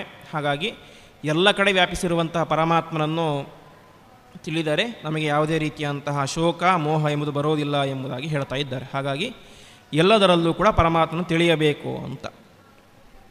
ಇದನ್ನೇ ಪರಮಾತ್ಮ ಗೀತೆ ಹೇಳ್ತಾನೆ, ಸಮಶತ್ರೋಚ ಮಿತ್ರೇಚ ತಥಾ ಮಾನಾಪಮಾನಯೋ ಶೀತೋಷ್ಣ ಸುಖ ದುಃಖೇಶು ಸಮಃ ಸಂಘವಿಭರ್ಜಿತ ಅಂತ. ಯಾರು ಎಲ್ಲದರಲ್ಲಿಯೂ ಸಮಾನವಾಗಿ ಪರಮಾತ್ಮನನ್ನು ಕಾಣ್ತಾನೋ ಅಂತಹ ವ್ಯಕ್ತಿ ಏನು ಮಾಡ್ತಾನೆ, ಸಮಶತ್ರೋಚ ಮಿತ್ರೇಚ, ಶತ್ರುವನ್ನು ಮಿತ್ರರನ್ನು ಇಬ್ಬರನ್ನು ಕೂಡ ಸಮಾನವಾಗಿ ಕಾಣ್ತಾನೆ ಅಂತೆ. ಯಾಕೆ ಅಂದರೆ ಶತ್ರುವಿನಲ್ಲಿಯೂ ಯಾರಿದ್ದಾರೆ, ಪರಮಾತ್ಮ ಇದ್ದಾನೆ, ಮಿತ್ರನಲ್ಲಿಯೂ ಯಾರಿದ್ದಾರೆ, ಪರಮಾತ್ಮ ಇದ್ದಾನೆ. ಅದೇ ರೀತಿಯಾಗಿ ತಥಾ ಮಾನಾಪಮಾನಯೋ, ಒಬ್ಬ ವ್ಯಕ್ತಿಗೆ ಸನ್ಮಾನ ಆಯಿತು ಅಂತ ಹೇಳಿದ್ರೆ ಅದಕ್ಕೂ ಅವನು ಒಂದೇ ರೀತಿ ಇರ್ತಾನೆ ಅಂತೆ. ಯಾಕೆ ಅಂತ ಹೇಳಿದ್ರೆ ಈ ಸನ್ಮಾನ ಆಗಿದ್ದು ಯಾರಿಂದ, ಪರಮಾತ್ಮನ ಅನುಗ್ರಹದಿಂದ, ಪರಮಾತ್ಮನ ಕರ್ಮಕ್ಕೆ ಅನುಸಾರವಾಗಿ ಸನ್ಮಾನ ಮಾಡಿದ. ನೆಕ್ಸ್ಟ್ ಏನಾಗುತ್ತೆ, ಸ್ವಲ್ಪ ದಿವಸ ಆದ ನಂತರ ಎಲ್ಲೋ ಒಂದು ದೊಡ್ಡ ಅಪಮಾನ ಆಗುತ್ತೆ. ಅಪಮಾನ ಆದಾಗಲೂ ಕೂಡ ಅವನು ಒಂದೇ ರೀತಿ ಇರ್ತಾನೆ ಅಂತೆ. ಯಾಕೆ ಅಂದರೆ ಇದನ್ನು ಮಾಡಿಸಿದ್ದು ಕೂಡ ನನಗೆ ಸನ್ಮಾನ ಮಾಡಿಸಿದಂತಹ ಪರಮಾತ್ಮನೇನೆ ಇವತ್ತು ನನಗೆ ನನ್ನ ಪ್ರಾರಬ್ಧ ಕರ್ಮಕ್ಕೆ ಅನುಸಾರವಾಗಿ ಅಪಮಾನವನ್ನು ಕೂಡ ಮಾಡಿಸಿದ್ದಾನೆ. ಅದೇ ರೀತಿಯಾಗಿ ಶೀತೋಷ್ಣ ಸುಖ ದುಃಖೇಶು, ಸುಖ ಬಂದಾಗ ದುಃಖ ಬಂದಾಗ ಒಂದೇ ರೀತಿಯಾಗಿ ಇರ್ತಾನೆ ಅಂತೆ. ಯಾಕೆ ಅಂತ ಹೇಳಿದರೆ ಅವನು ಎಲ್ಲದರಲ್ಲಿಯೂ ಕೂಡ ಸಮಾನವಾಗಿ ಪರಮಾತ್ಮನನ್ನು ಕಾಣ್ತಾ ಇದ್ದಾನೆ. ಹಾಗಾಗಿ ತನ್ನ ದೇಹದ ಮೇಲೆ ಅವನಿಗೇನಿಲ್ಲ, ಮೋಹ ಇಲ್ಲ ಅಂತ. ನಮ್ಮ ದೇಹದ ಮೇಲೆ ನಮಗೆ ಮೋಹ ಇದ್ದರೆ ನಮಗೆ ಯಾರಾದರೂ ಹೊಡೆದರೆ ದುಃಖ ಆಗುತ್ತೆ, ಯಾರಾದರೂ ಚೆನ್ನಾಗಿ ಹೊಗಳಿದರೆ ಸುಖ ಆಗುತ್ತೆ. ಆದರೆ ಯಾವಾಗ ನಮ್ಮ ದೇಹದ ಮೇಲೆ ಮೋಹ ಅಭಿಮಾನವನ್ನು ಬಿಟ್ಟುಬಿಡ್ತೇವೋ ಆವಾಗ ನಮಗೆ ಬೈಲಿ ಹೊಡಿಲಿ ಹೊಗಳಿ ಏನಾದರೂ ಕೂಡ ನಾವು ವಿಚಲಿತರಾಗುವುದೇ ಇಲ್ಲ, ಸರ್ವ ಸಮಾನವಾಗಿ ಎಲ್ಲರನ್ನೂ ಕೂಡ ಕಾಣ್ತಾ ಹೋಗ್ತೇವೆ. ಆ ರೀತಿಯಾದಂತಹ ದೊಡ್ಡ ಯೋಗ್ಯತೆ ಬರಬೇಕು ಅಂಥೇಳಿ ಪ್ರಧಾನವಾಗಿ ನಾವು ಮಾಡಬೇಕಾದದ್ದು ಪರಮಾತ್ಮನನ್ನು ಎಲ್ಲ ಕಡೆ ಕಾಣಬೇಕು. ಅದೇ ರೀತಿಯಾಗಿ ಪರಮಾತ್ಮನಲ್ಲಿ ಎಲ್ಲವನ್ನು ಕೂಡ ಕಾಣಬೇಕು ಎಂಬುದಾಗಿ ಗೀತೆಯಲ್ಲಿ ಪರಮಾತ್ಮ ಹೇಳ್ತಾ ಇದ್ದಾನೆ. ಅದೇ ರೀತಿಯಾಗಿ ಮುಂದೆ ಸರ್ವಭೂತ ಸ್ಥಿತಂ ಯೋಮಾಂ ಭಜತ್ಯೇಕತ್ವಮಾಸ್ಥಿತಃ ಸರ್ವಥಾ ವರ್ತಮಾನೋಪಿ ಸಯೋಗಿ ಮಯಿ ವರ್ತತೆ ಎಂಬುದಾಗಿ ಅವನು ನಿಜವಾದಂತಹ ಯೋಗಿ ಅಂತ ಹೇಳ್ತಾನೆ. ಹೀಗೆ ಗೀತೆಯಲ್ಲಿ ಅನೇಕ ವಾಕ್ಯಗಳನ್ನು ಪರಮಾತ್ಮ ಯಾರು ತನ್ನನ್ನು ಸಮಾನವಾಗಿ ನೋಡ್ತಾರೋ ಅವನು ಯಾವತ್ತೂ ಕೂಡ ದುಃಖವನ್ನು ಪಡೋದಿಲ್ಲ ಎಂಬುದಾಗಿ ಹೇಳ್ತಾ ಇದ್ದಾನೆ. ಹಾಗಾಗಿ ಪರಮಾತ್ಮನನ್ನು ನಾವೇನು ಮಾಡಬೇಕು, ಏಕತ್ವ ಮನುಪಶ್ಯತಃ, ಎಲ್ಲ ಕಡೆ ವ್ಯಾಪಿಸಿರುವಂತಹ ಪರಮಾತ್ಮನನ್ನು ಕಾಣಬೇಕು ಎನ್ನುವುದು ಪ್ರಧಾನ ಅಂಶ. ಇದಕ್ಕೆ ಒಂದು ಕಥೆ ಇದೆ. ಒಬ್ಬ ವ್ಯಕ್ತಿ ಒಂದು ದಾರಿಯಲ್ಲಿ ಹೋಗ್ತಾ ಇರ್ತಾನೆ ಅಂತೆ. ದಾರಿಯಲ್ಲಿ ಹೋಗ್ತಾ ಇರ್ತಾನೆ, ಹೋಗಬೇಕಾದ್ರೆ ಒಂದು ದೊಡ್ಡ ಆನೆ ಎದುರುಗಡೆಯಿಂದ ಬರ್ತಾ ಇರುತ್ತೆ. ಅದರ ಪಕ್ಕದಲ್ಲಿ ಆ ಮಾವುತ ಇರ್ತಾನೆ ಅಂತೆ. ಆ ಮಾವುತ ಎದುರುಗಡೆ ಬರುವಂತಹ ವ್ಯಕ್ತಿಗೆ ಹೇಳ್ತಾನೆ ಅಂತೆ, ಈ ಆನೆ ಮಾತು ಕೇಳೋದಿಲ್ಲ, ಹಾಗಾಗಿ ಗುದ್ಕೊಂಡು ಹೋಗ್ಬಿಡುತ್ತೆ ನಿಮ್ಮನ್ನು, ಹಾಗಾಗಿ ಸೈಡಿಗೆ ಹೋಗಿ ಅಂತ ಹೇಳ್ತಾನೆ. ಆದರೆ ಎದುರುಗಡೆ ಬರ್ತಾ ಇರುವಂಥ ವ್ಯಕ್ತಿಗೆ ಏನು ನಂಬಿಕೆ ಅಂತ ಹೇಳಿದ್ರೆ, ನಾನೇ ಆನೆಗೆ ಹೆದರಬೇಕು, ನನ್ನಲ್ಲೂ ಪರಮಾತ್ಮ ಇದ್ದಾನೆ, ಈ ಆನೆಯಲ್ಲೂ ಪರಮಾತ್ಮ ಇದ್ದಾನೆ, ಹಾಗಾಗಿ ಈ ಆನೆಯಲ್ಲಿರುವಂಥ ಪರಮಾತ್ಮ ಏನು ಮಾಡೋದಿಲ್ಲ, ನನ್ನನ್ನು ಒದಿಯೋದಿಲ್ಲ, ನನ್ನನ್ನು ಹೊಡೆಯೋದಿಲ್ಲ ಅಂತ ಹೇಳ್ತಾನೆ. ಈ ರೀತಿಯಾಗಿ ಅವನಿಗೇನೋ ನಂಬಿಕೆ, ನನ್ನಲ್ಲೂ ಪರಮಾತ್ಮ ಇದ್ದಾನೆ, ಆನೆಯಲ್ಲಿ ಪರಮಾತ್ಮ ಇದ್ದಾನೆ, ಹಾಗಾಗಿ ಆನೆ ನನಗೆ ಏನೂ ಮಾಡೋದಿಲ್ಲ ಅಂತ ಒಂದು ಧೈರ್ಯದಿಂದಾಗಿ ಅವನು ಮುನ್ನುಗ್ಗಿ ಹಾಗೆ ಹೋಗ್ತಾನೆ. ಆದರೆ ಏನಾಗುತ್ತೆ, ಆನೆ ಜೋರಾಗಿ ಸೊಂಡಿಲಿಂದ ಹೊಡೆದು ಬಿಡುತ್ತೆ. ಅವನಿಗೆ ತುಂಬ ಆಶ್ಚರ್ಯ ಆಗುತ್ತೆ, ಹೇಗೆ ಹೊಡಿತಿದ್ದು, ನಾನು ನಂಬಿದ್ದೆ ಏನಂತ, ಪರಮಾತ್ಮ ನನ್ನಲ್ಲೂ ಇದ್ದಾನೆ, ಆನೆಯಲ್ಲೂ ಇದ್ದಾನೆ, ಹಾಗಾಗಿ ಏನೂ ಮಾಡೋದಿಲ್ಲ ಅಂತ. ನಾನೇನು ಸುಮ್ಮನೆ ಮೋಸಕ್ಕೆ ನಂಬಿರಲಿಲ್ಲ, ಸುಮ್ಮನೆ ಡಾಂಭಿಕವಾದಂಥ ನಂಬಿಕೆ ಅಲ್ಲ, ನನ್ನದು ಅತ್ಯಂತ ಪ್ರಾಮಾಣಿಕವಾದಂತಹ ನಂಬಿಕೆ. ಯಾವತ್ತೂ ಕೂಡ ಪರಮಾತ್ಮ ಪ್ರಾಮಾಣಿಕವಾದಂಥ ನಂಬಿಕೆಗೆ ಭಕ್ತಿಗೆ ಒಲಿತಾನೆ ಅಂತ ನಾನು ಕೇಳಿದ್ದೆ. ನಾನು ಪ್ರಾಮಾಣಿಕವಾಗಿ ಪರಮಾತ್ಮನ ನಂಬಿದ್ದೆ, ಆದರೆ ಆನೆ ನನಗೇನು ಮಾಡ್ತು, ಹೊಡೆದೇ ಬಿಡ್ತು, ಇದು ಹೇಗೆ ಹೊಡಿತು ಅಂತ ಇದು ತುಂಬ ಆಶ್ಚರ್ಯ ಆಗುತ್ತೆ. ಆವಾಗ ಈ ಮಾವುತ ಬಂದು ಕೇಳ್ತಾನೆ ಅಂತೆ, ನಾನು ನಿಮಗೆ ಅಷ್ಟು ಹೇಳ್ತಾ ಇದ್ದೆ ಸೈಡಿಗೆ ಹೋಗಿ ಅಂತ, ನೀವ್ಯಾಕೆ ಹೋಗಲಿಲ್ಲ ಅಂತ. ಅಲ್ಲ, ನಾನು ನನ್ನಲ್ಲೂ ಪರಮಾತ್ಮ ಇದ್ದಾನೆ, ಆನೆಯಲ್ಲೂ ಪರಮಾತ್ಮ ಇದ್ದಾನೆ, ಆನೆಯಲ್ಲಿ ಇರುವಂತಹ ಪರಮಾತ್ಮ ನನ್ನಲ್ಲಿರುವಂತಹ ಪರಮಾತ್ಮನ ಹೊಡೆಯೋದಿಲ್ಲ ಅಂತ ನಂಬಿಕೆಯಿಂದ ನಾನು ಹಾಗೆ ಮುಂದೆ ಬಂದೆ ಅಂತ ಹೇಳ್ತಾನೆ. ಅದಕ್ಕೆ ಮಾವುತ ಹೇಳ್ತಾನೆ, ಅಲ್ಲ, ಪರಮಾತ್ಮ ಆನೆಯಲ್ಲಿ ನಿನ್ನಲ್ಲಿ ಮಾತ್ರ ಇಲ್ಲ, ನನ್ನಲ್ಲೂ ಇದ್ದಾನೆ, ನನ್ನಲ್ಲಿರುವಂಥ ಪರಮಾತ್ಮ ಏನು ಮಾಡಿದ, ನಿನ್ನನ್ನು ಸೈಡಿಗೆ ಹೋಗು ಅಂತ ಹೇಳಿದ, ಆಗ ನೀವ್ಯಾಕೆ ಕೇಳಲಿಲ್ಲ ಅಂತ. ನೀನು ಆನೆಯಲ್ಲಿ ಮಾತ್ರ ಪರಮಾತ್ಮ ಕಾಣ್ತಾ ಇದ್ದೀಯಾ, ಆದರೆ ನನ್ನಲ್ಲೂ ಪರಮಾತ್ಮ ಇದ್ದಾನೆ, ನನ್ನಲ್ಲಿರುವಂತಹ ಪರಮಾತ್ಮ ಏನು ಮಾಡಿದ, ನಿನಗೆ ಆಪತ್ತು ಬರೋದಕ್ಕಿಂತ ಮುಂಚೆನೇ ಸೈಡಿಗೆ ಹೋಗು ಅಂತ ಹೇಳಿದ, ನೀನು ಕೇಳಲಿಲ್ಲ, ಹಾಗಾಗಿ ನಿನ್ನ ಉಪಾಸನೆಯೇ ಸರಿಯಲ್ಲ ಎಂಬುದಾಗಿ ಹೇಳ್ತಾನೆ. ಹಾಗಾಗಿ ಏಕತ್ವದ ಉಪಾಸನೆ ಅದು ಅರ್ಧಮರ್ಧ ಆಗಬಾರ್ದು, ಎಲ್ಲದರಲ್ಲಿಯೂ ವ್ಯಾಪ್ತವಾಗಿ ಪರಮಾತ್ಮನ ಉಪಾಸನೆ ಮಾಡಬೇಕು. ಆ ರೀತಿಯಾಗಿ ಉಪಾಸನೆ ಮಾಡಿದಾಗ ಪರಮಾತ್ಮ ಯಾವುದೋ ಒಂದು ರೂಪದಲ್ಲಿ ಬಂದು ನಮ್ಮನ್ನು ಕಾಪಾಡ್ತಾನೆ. ಇಲ್ಲಿ ಕಾಪಾಡಲಿಕ್ಕೆ ಅಂತ ಬಂದಿದ್ದ ಮಾವುತನ ರೂಪದಲ್ಲಿ, ಆದರೆ ಮಾವುತನ ಮಾತನ್ನು ಯಾರು ಕೇಳಲಿಲ್ಲ, ಆ ವ್ಯಕ್ತಿ ಕೇಳಲಿಲ್ಲ, ಹಾಗಾಗಿ ಅವನಿಗೇನಾಯಿತು, ಆನೆ ಹೊಡಿತು ಎಂಬುದಾಗಿ ನಾವು ಕೇಳ್ತೇವೆ. ಆ ರೀತಿಯಾಗಿ ಪರಮಾತ್ಮನ ಉಪಾಸನೆಯನ್ನು ಎಲ್ಲ ಜೀವಿಗಳಲ್ಲೂ ಎಲ್ಲ ಪ್ರಾಣಿಗಳಲ್ಲೂ ವಿಶೇಷವಾಗಿ ಮಾಡಿದಾಗ ಅದರಿಂದಾಗಿ ಪರಮಾತ್ಮ ಯಾವುದೋ ಒಂದು ರೂಪದಲ್ಲಿ ಬಂದು ನಮ್ಮನ್ನು ರಕ್ಷಣೆ ಮಾಡ್ತಾನೆ ಎಂಬುದಾಗಿ ತಿಳಿಸ್ತಾ ಇದ್ದಾರೆ. ವಿಶೇಷವಾಗಿ ಹಿರಿಯ ಪುತ್ತಿಗೆ ಶ್ರೀಗಳು ಸುಮಾರು 7-8 ವರ್ಷಗಳ ಹಿಂದೆ ಒಂದು ಉಪನ್ಯಾಸ ಮಾಡಿದರು. ಅವರಿಗೆ ಒಂದು ಸನ್ಮಾನ ಕಾರ್ಯಕ್ರಮ ಆಗಿತ್ತು ಉಡುಪಿಯಲ್ಲಿ. ಆವಾಗ ಅವರು ತಮ್ಮ ಒಂದು ಅನುಭವವನ್ನು ಹೇಳಿದರು. ಅವರು ಯಾವುದೋ ಒಂದು ಆಸ್ಟ್ರೇಲಿಯಾನೋ ಅಮೇರಿಕಾಕ್ಕೋ ಅಲ್ಲಿ ಹೋಗಿರ್ತಾರೆ ಅಂತೆ. ಸುಮಾರು 12-13 ಗಂಟೆಗಳ ಕಾಲ ದೀರ್ಘವಾದಂತಹ ಪ್ರಯಾಣ. ಅಷ್ಟು ದೀರ್ಘ ಪ್ರಯಾಣ ಮಾಡ್ತಾರೆ. ಅದು ಒಳ್ಳೆ ಮಳೆಗಾಲ ಅಂತೆ, ಹಾಗಾಗಿ ಚೆನ್ನಾಗಿ ಮಂಜು ಕೋದ್ಬಿಟ್ಟಿರುತ್ತೆ. ಹಾಗಾಗಿ ವಿಮಾನ ಲ್ಯಾಂಡ್ ಮಾಡಲಿಕ್ಕೆ ಆಗೋದಿಲ್ಲ ಅಂತೆ. ತುಂಬ ಪ್ರಯತ್ನ ಮಾಡ್ತಾನೆ ಪೈಲಟ್ ಇಳಿಸ್ಬೇಕು ಅಂತ. ಎಷ್ಟು ಪ್ರಯತ್ನ ಮಾಡಿದರೂ ಕೂಡ ವಿಮಾನವನ್ನು ಇಳಿಸ್ಲಿಕ್ಕೆ ಆಗೋದೇ ಇಲ್ಲ. ಶ್ರೀಗಳು ತುಂಬ ದೂರದ ಪ್ರಯಾಣ, ಹಾಗಾಗಿ ಅವರಿಗೆ ತುಂಬ ಸುಸ್ತಾಗಿಬಿಟ್ಟಿರುತ್ತೆ, ಹಾಗೆ ಮಲ್ಕೊಂಡ್ಬಿಟ್ಟಿರ್ತಾರೆ ಅಂತೆ. ವಿಮಾನದಲ್ಲಿರುವಂತಹ ಪ್ರತಿಯೊಬ್ಬರು ಕೂಡ ಎದ್ದು ಬಿಟ್ಟಿರ್ತಾರೆ, ಯಾಕೆಂದರೆ ಅವರಿಗೆ ಗೊತ್ತಾಗ್ಬಿಡುತ್ತೆ ವಿಮಾನ ಅಲ್ಲಿ ಪೈಲಟ್ ಅನೌನ್ಸ್ ಮಾಡ್ತಾನೆ ಅಂತೆ, ಇನ್ನೂ 15 ನಿಮಿಷ ಮಾತ್ರ ಹಾರಾಟ ಮಾಡುವಷ್ಟು ಫ್ಯೂಲ್ ಎಲ್ಲಿದೆ, ಫ್ಲೈಟಲ್ಲಿ ಇದೆ, ಹಾಗಾಗಿ ನೀವೆಲ್ಲರೂ ಕೂಡ ನಿಮ್ಮ ದೇವರನ್ನು ಪ್ರಾರ್ಥನೆ ಮಾಡಿಕೊಳ್ಳಿ ಅಂತ ಹೇಳ್ತಾನೆ ಅಂತೆ. ಎಲ್ಲರೂ ಕೂಡ ಪ್ರಾರ್ಥನೆ ಮಾಡ್ತಾ ಇರ್ತಾರೆ, ಆದರೆ ಸ್ವಾಮಿಗಳು ಮಾತ್ರ ಮಲಗಿರ್ತಾರೆ. ಅವರಿಗೆ ಅಷ್ಟು ಸುಸ್ತಾಗಿರುತ್ತೆ, ಹಾಗಾಗಿ ವಿಶ್ರಾಂತಿ ಮಾಡ್ತಾ ಇರ್ತಾರೆ. ಕೊನೆಗೆ ಎಲ್ಲರೂ ಕೂಡ ಪ್ರಾರ್ಥನೆ ಮಾಡ್ತಾರೆ ದೇವರ ಹತ್ತಿರ, ಆದರೆ ಏನೂ ಕೂಡ ಪ್ರಭಾವ ಆಗೋದೇ ಇಲ್ಲ. ಕೊನೆಗೆ ಗೊತ್ತಾಗುತ್ತೆ, ಒಬ್ಬರು ಇಂಡಿಯಾದಿಂದ ಯಾರೊಬ್ಬರು ಸ್ವಾಮೀಜಿ ಬಂದಿದ್ದಾರೆ, ನಮ್ಮ ಫ್ಲೈಟಲ್ಲಿ ಇದ್ದಾರೆ ಅಂತ. ಹೋಗಿ ಎಲ್ಲರೂ ಕೂಡ ಅವ್ರನ್ನ ಎಬ್ಬಿಸ್ತಾರೆ ಅಂತೆ. ಎಬ್ಬಿಸಿ ಹೇಳ್ತಾರೆ, ಸ್ವಾಮೀಜಿ ಹೀಗೆ 15 ನಿಮಿಷದಲ್ಲಿ ಇದಾಗುತ್ತೆ ಅಂತೆ, ಹಾಗಾಗಿ ದಯವಿಟ್ಟು ನೀವೇನಾದರೂ ಪ್ರಾರ್ಥನೆ ಮಾಡಿ ದೇವರ ಹತ್ತಿರ ಅಂತ. ಆವಾಗ ಸ್ವಾಮಿಗಳು ಭಕ್ತಿಯಿಂದಾಗಿ ಶ್ರೀಕೃಷ್ಣ ಮುಖ್ಯಪ್ರಾಣ ದೇವರಲ್ಲಿ ಪ್ರಾರ್ಥನೆ ಮಾಡ್ತಾರೆ. ಪ್ರಾರ್ಥನೆ ಮಾಡಿದ ತಕ್ಷಣವೇ ಪೈಲಟಿಗೆ ಆರ್ಡರ್ ಬರುತ್ತೆ ಅಂತೆ, ನೀವು ಈಗ ಲ್ಯಾಂಡ್ ಮಾಡ್ಬೋದು, ಏನೂ ಆಗೋದಿಲ್ಲ ಅಂತ. ತಕ್ಷಣದಲ್ಲಿ ಲ್ಯಾಂಡ್ ಆಗುತ್ತೆ, ಎಲ್ಲರೂ ಕೂಡ ಆರಾಮಾಗಿ ಇಳಿತಾರೆ ಅಂತೆ. ಆವಾಗ ಅಲ್ಲಿದ್ದಂಥ ಪ್ರತಿಯೊಬ್ಬರು ಹೇಳ್ತಾರೆ ಅಂತೆ, ನಮ್ಮ ಫಾರಿನ್ ದೇವರಿಗಿಂತ ಇಂಡಿಯಾದ ದೇವರು ಭಾರಿ ಪವರ್ಫುಲ್ಲು. ನಾವು 300 ಜನ ಇಷ್ಟೆಲ್ಲ ಸೇರಿ ಪ್ರಯತ್ನ ಮಾಡಿದ್ದೀವಿ, 300 ಜನ ಪ್ರಾರ್ಥನೆ ಮಾಡಿದರೂ ಕೂಡ ನಮ್ಮ ದೇವರು ಅನುಗ್ರಹ ಮಾಡಲೇ ಇಲ್ಲ. ಆದರೆ ನೀವೊಬ್ಬರು ಪ್ರಾರ್ಥನೆ ಮಾಡಿದರೆ ಅಷ್ಟಕ್ಕೇ ಪರಮಾತ್ಮ ಅನುಗ್ರಹ ಮಾಡಿದ ಅಂತ ಅವ್ರು ಹೇಳಿದರು ಅಂತ ಪುತ್ತಿಗೆ ಶ್ರೀಗಳು ತಮ್ಮ ಒಂದು ಅಭಿನಂದನಾ ಸಮಾರಂಭದಲ್ಲಿ ಹೇಳಿದ್ದರು. ಹಾಗೆ ಪರಮಾತ್ಮನ ವ್ಯಾಪ್ತವಾದಂಥ ಉಪಾಸನೆಯನ್ನು ಯಾರು ಮಾಡ್ತಾರೋ ಅವರನ್ನು ಪರಮಾತ್ಮ ರಕ್ಷಣೆ ಮಾಡೋದಲ್ಲ, ಅವರೇ ಇನ್ನೊಬ್ಬರನ್ನು ರಕ್ಷಣೆ ಮಾಡುವಂತಹ ಒಂದು ಉನ್ನತ ಮಟ್ಟಕ್ಕೆ ತಲುಪಿರ್ತಾರೆ ಅಂತ ನಾವು ಆ ಒಂದು ಘಟನೆಯಿಂದ ತಿಳಿಬೋದು. ಹೀಗೆ ಪರಮಾತ್ಮ ಎಲ್ಲ ವಿಧವಾದಂಥ ರಕ್ಷಣೆಯನ್ನು ಮಾಡ್ತಾನೆ. ಅದೇ ರೀತಿಯಾಗಿ ಆ ರೀತಿಯಾಗಿ ಪರಮಾತ್ಮನನ್ನು ಉಪಾಸನೆ ಮಾಡೋದರಿಂದಾಗಿ ನಮ್ಮಲ್ಲಿರುವಂತಹ ಎಲ್ಲ ವಿಧವಾದಂತಹ ಶೋಕ ದುಃಖಗಳೆಲ್ಲವೂ ಕೂಡ ನಾಶ ಆಗ್ತವೆ ಎಂಬುದಾಗಿ ಹೇಳ್ತಾ ಇದ್ದಾರೆ. ಶೋಕ ಮತ್ತು ಮೋಹ ಎರಡೂ ಕೂಡ ನಾಶ ಆಗುತ್ತೆ ಅಂತ. ಇಷ್ಟು ಹೇಳಿ ಮುಂದೆ ಉಪನಿಷತ್ತು ಹೇಳ್ತಾ ಇದೆ, ಸಪರ್ಯಗಾತ್ ಶುಕ್ರಮಕಾಯ ಮೌವ್ರಣ ಎಂಬುದಾಗಿ ಒಂದು ಮಂತ್ರ. ಹಿಂದೆ ಏನು ಹೇಳಿದರು, ಪರಮಾತ್ಮನನ್ನು ಈ ರೀತಿಯಾಗಿ ಉಪಾಸನೆ ಮಾಡಿದರೆ ಅದರಿಂದಾಗಿ ನಮಗೇನಾಗುತ್ತೆ, ಶೋಕ ನಾಶ ಆಗುತ್ತೆ, ದುಃಖ ನಾಶ ಆಗುತ್ತೆ ಅಂತ ಹೇಳಿದರು. ಆದರೆ ಇಲ್ಲಿ ಹೇಳ್ತಾ ಇದ್ದಾರೆ, ಪರಮಾತ್ಮನನ್ನು ಆ ರೀತಿಯಾಗಿ ಉಪಾಸನೆ ಮಾಡಿದರೆ ನಮ್ಮ ದುಃಖ ಯಾಕೆ ನಾಶ ಆಗುತ್ತೆ ಅಂದರೆ, ಪರಮಾತ್ಮ ಹೇಗಿದ್ದಾನೆ ಅಂತ ಮೊದಲು ತಿಳಿದುಕೊಳ್ಳಿ ಅಂತ. ಪರಮಾತ್ಮ ಹೇಗಿದ್ದಾನೆ, ಸಪರ್ಯಗಾತ್ ಶುಕ್ರಮಕಾಯ ಮೌವ್ರಣಂ ಅಸ್ನಾವಿರಂ ಶುದ್ಧಮಪಾಪವಿದ್ಧಂ ಕವಿರ್ಮನೀಷಿ ಪರಿಭೂಸ್ವಯಂಭೂ ಯಾಥಾತತ್ಯತೋರ್ಥಾನ್ ವೆದದಾತ್ ಶಾಶ್ವತೀಭ್ಯ ಸಮಾಭ್ಯ ಅಂತ ಹೇಳ್ತಾ ಇದ್ದಾರೆ. ನಾವು ಪರಮಾತ್ಮನನ್ನು ವಿಶೇಷವಾಗಿ ತಿಳಿದುಕೊಳ್ಳಬೇಕು. ಪರಮಾತ್ಮನನ್ನು ವಿಶೇಷವಾದಂತಹ ಜ್ಞಾನ ಬಂದಾಗ ನಮಗೇನು ಗೊತ್ತಾಗುತ್ತೆ, ಪರಮಾತ್ಮ ಯಾಕೆ ನಮಗೆ ಈ ರೀತಿಯಾದಂತಹ ಶೋಕ ಮೋಹಾದಿಗಳನ್ನು ನಾಶ ಮಾಡ್ತಾ ಇದ್ದಾನೆ ಎಂಬುದಾಗಿ ವಿಚಾರ ಗೊತ್ತಾಗುತ್ತೆ ಅಂತ ತಿಳಿಸ್ತಾ ಇದ್ದಾರೆ.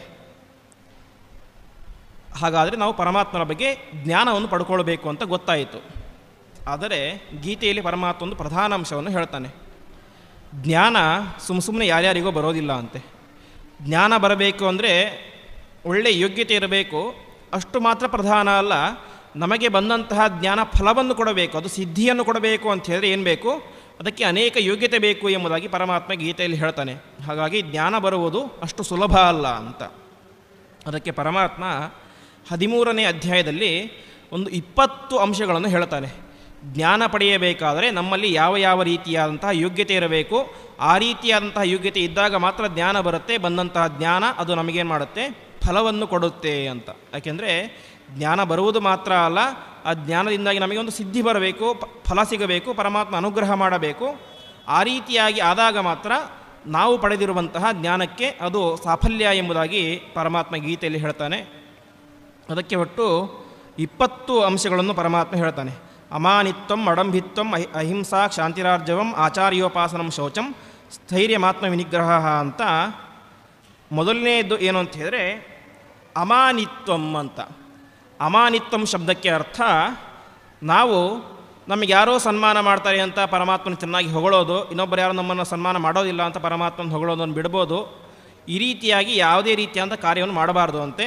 ಪ್ರಧಾನವಾಗಿ ಅಮಾನಿತ್ವಂ, ಮಾನ ಸನ್ಮಾನ ಅಪಮಾನ ಇದ್ಯಾವುದರ ಬಗ್ಗೆನೂ ಕೂಡ ತಲೆ ಕೆಡಿಸ್ಕೊಳ್ಳೋದಂತೆ ನಿರಂತರವಾಗಿ ಪರಮಾತ್ಮನನ್ನು ತಿಳಿಯಬೇಕು ಅಂತ ಪ್ರಯತ್ನ ಮಾಡಿದಾಗ ಪರಮಾತ್ಮ ನಮಗೆ ಜ್ಞಾನವನ್ನು ತಂದು ಕೊಡ್ತಾನೆ. ಹಾಗಾಗಿ ನಮಗೆ ಮೊದಲು ಪ್ರಧಾನವಾಗಿ ಅಮಾನಿತ್ವ ಅಂದರೆ ಮಾನ ಅಪಮಾನಗಳನ್ನು ನಾವು ಉಪೇಕ್ಷೆ ಮಾಡಬೇಕು ಎಂಬುದಾಗಿ ಹೇಳ್ತಾ ಇದ್ದಾನೆ. ಎರಡನೆಯದ್ದು ಅಡಂಭಿತ್ವಂ ಅಂತ. ಅಡಂಭಿತ್ವಂ ಅಂತಾರೆ ಡಾಂಭಿಕತನ ಇರಬಾರ್ದು, ಯಾರನ್ನೋ ಮೆಚ್ಚಿಸಲಿಕ್ಕೋಸ್ಕರ ನಾಟಕವನ್ನು ಸರ್ವಥಾ ಮಾಡಬಾರ್ದು. ನಿನ್ನ ಯೋಗ್ಯತೆ, ನಿನ್ನ ಶಕ್ತಿ, ನಿನ್ನ ವಾಸ್ತವವಾದಂತಹ ಸ್ವರೂಪ ಹೇಗಿದೆನೋ ಆ ರೀತಿಯಾಗಿ ನಿನ್ನ ವರ್ತನೆಯನ್ನು ಮಾಡು. ಯಾರೋ ನೋಡ್ತಾ ಇದ್ದಾರೆ ಅಂತ 10 ಗಾಯತ್ರಿ ಅಂತ ಜಪ ಮಾಡೋದು, 10 ನಿಮಿಷ ಮಾಡುವಂತಹ ಪೂಜೆಯನ್ನು ಅರ್ಧ ಗಂಟೆ ಮಾಡೋದು, ಇದನ್ನು ಯಾವುದನ್ನು ಕೂಡ ಮಾಡಬೇಡ. ಡಾಂಭಿಕತನವನ್ನು ಬೆಳೆಸಿಕೊಂಡರೆ ನಿನ್ನಲ್ಲಿ ಇದ್ದಂತಹ ಜ್ಞಾನ ಅದು ಫಲವನ್ನು ಕೊಡುವುದಿಲ್ಲ ಎಂಬುದಾಗಿ ಅಡಾಂಭಿತ್ವಂ ಎಂಬುದಾಗಿ ಎರಡನೇ ಗುಣ. ಅದೇ ರೀತಿಯಾಗಿ ಮೂರನೇ ಗುಣ ಅಹಿಂಸಾ ಅಂತ. ಅಹಿಂಸಾ ಎಂಬುದು ಪ್ರಧಾನವಾಗಿ ಎಲ್ಲರಲ್ಲೂ ಕೂಡ ಇರಬೇಕಾದದ್ದು. ಯಾರಿಗೂ ಕೂಡ ಮಾಹಿಂಸ್ಯಾತ್ ಸರ್ವಭೂತಾಣಿ ಅಂತ, ಯಾವ ರೀತಿಯಾದಂತಹ ಜೀವಿಗಳಿಗೆ, ಸಣ್ಣ ಕ್ರಿಮಿಕೀಟಗಳಿಗೂ ಕೂಡ ನಾವೇನು ಮಾಡಬಾರ್ದು, ತೊಂದರೆಯನ್ನು ಕೊಡಬಾರ್ದು ಅಂತ. ಇವತ್ತು ಸನ್ಯಾಸಿಗಳು ಚಾತುರ್ಮಾಸ್ಯ ವ್ರತ ಅಂತ ಮಾಡ್ತಾರೆ. ಚಾತುರ್ಮಾಸ್ಯ ವ್ರತವನ್ನು ಮಾಡೋದರ ಹಿಂದಿನ ಉದ್ದೇಶವೇ ಪ್ರಧಾನವಾಗಿ ಅಹಿಂಸೆ ಅಂತ. ಸನ್ಯಾಸಿಗಳು ಅವರ ಸಂಚಾರ ಮಾಡ್ತಾ ಇರ್ತಾರೆ, ಒಂದು ಕಡೆ ಇರುವವರಲ್ಲ, ನಿರಂತರವಾಗಿ ಸಂಚಾರ ಮಾಡ್ತಾ ಇರ್ತಾರೆ. ಆದರೆ ಮಳೆಗಾಲದಲ್ಲಿ ಸಂಚಾರ ಮಾಡೋದಿಲ್ಲ, ಆ ಕಾಲದಲ್ಲಿ ಒಂದೇ ಕಡೆ ಕೂತಿರ್ತಾರೆ ಚಾತುರ್ಮಾಸ್ಯ ಅಂತ. ಯಾಕೆ ಅಂತ ಹೇಳಿದರೆ, ಸಂಚಾರ ಮಾಡುವುದರಿಂದಾಗಿ ಮಳೆಗಾಲದಲ್ಲಿ ಭೂಮಿ ಹದವಾಗಿರುತ್ತೆ. ಹದವಾದಂತಹ ಭೂಮಿಯಲ್ಲಿ ಅವರ ವಾಹನವು, ಅವರ ಪಾದುಕೆಯೇ ಹೋದರೆ ಅದರಿಂದಾಗಿ ಭೂಮಿಯಲ್ಲಿರುವಂತಹ ಸಣ್ಣ ಸಣ್ಣ ಕ್ರಿಮಿಕೀಟಗಳಿಗೆ ಏನಾಗುತ್ತೆ, ತೊಂದರೆಯಾಗುತ್ತೆ ಎನ್ನುವಂತಹ ಮಹದ್ ಉದ್ದೇಶದಿಂದಾಗಿ ಯತಿಗಳೇನು ಮಾಡ್ತಾರೆ, ತಮ್ಮಿಂದಾಗಿ ಸಣ್ಣ ಕ್ರಿಮಿಕೀಟಗಳಿಗೂ ಹಿಂಸೆಯಾಗಬಾರದು ಎನ್ನುವಂಥ ಉದ್ದೇಶದಿಂದಾಗಿ ಚಾತುರ್ಮಾಸ್ಯ ವ್ರತವನ್ನು ಒಂದೇ ಕಡೆ ಕುಳಿತುಕೊಂಡು ಎಲ್ಲೂ ಕಡೆ ಸಂಚಾರ ಮಾಡದೇ ರೀತಿಯಾಗಿ ವಾಸವಾಗಿರ್ತಾರೆ. ಹಾಗಾಗಿ ಅಹಿಂಸೆಯನ್ನು ಎಲ್ಲರೂ ಕೂಡ ಬೆಳೆಸಿಕೊಳ್ಳಬೇಕು ಎಂಬುದಾಗಿ ಗೀತೆಯಲ್ಲಿ ಪರಮಾತ್ಮ ಹೇಳ್ತಾ ಇದ್ದಾನೆ. ಅದೇ ರೀತಿಯಾಗಿ ಕ್ಷಾಂತಿ ಅಂತ.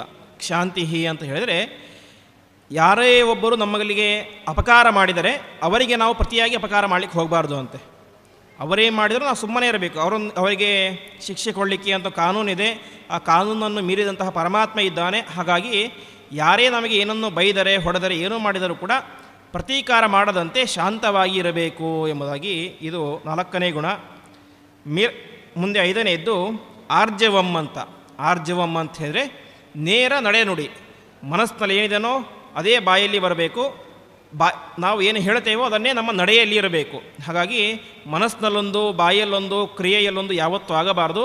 ಏನು ನುಡಿತೇವೋ ಅದೇ ಮನಸ್ಸಿನಲ್ಲಿ ಇರಬೇಕು. ಏನು ಮನಸ್ಸಿನಲ್ಲಿ ಇದೇನೋ ಅದೇ ನಮ್ಮ ಕ್ರಿಯೆಯಲ್ಲಿ ಇರಬೇಕು. ಇದು ಆರ್ಜವ ಅಂತ. ಅದೇ ರೀತಿಯಾಗಿ ಆಚಾರ್ಯೋಪಾಸನಂ ಅಂತ.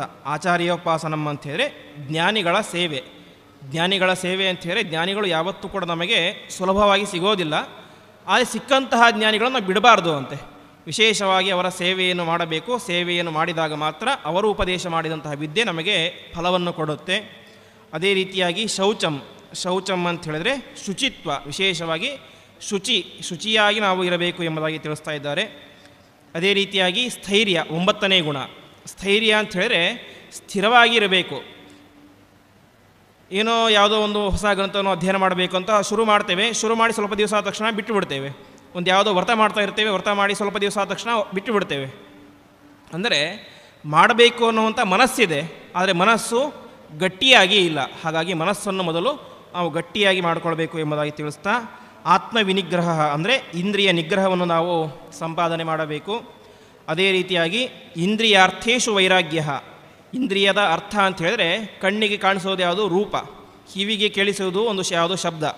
ಆ ರೀತಿಯಾಗಿ ರೂಪ, ರಸ, ಶಬ್ದ ಮುಂತಾದಂತಹ ಅನೇಕ ಪದಾರ್ಥಗಳಿಗೆ ನಾವು ವೈರಾಗ್ಯವನ್ನು ತಾಳಬೇಕು ಎಂಬುದಾಗಿ ಹೇಳ್ತಾ ಇದ್ದಾರೆ. ಅದೇ ರೀತಿಯಾಗಿ ಅನಹಂಕಾರ, ಇದು ಪ್ರಧಾನವಾದಂತಹ ಗುಣ. ಯಾವತ್ತೂ ಕೂಡ ಅಹಂಕಾರವನ್ನು ಪಡಬಾರದು ಅಂತೆ. ಯಾಕೆಂದರೆ ಒಂದು ಸುಭಾಷಿತ ಹೇಳುತ್ತೆ, ವಿದ್ಯಾ ವಿನಯೇನ ಶೋಭತೆ ಅಂತ.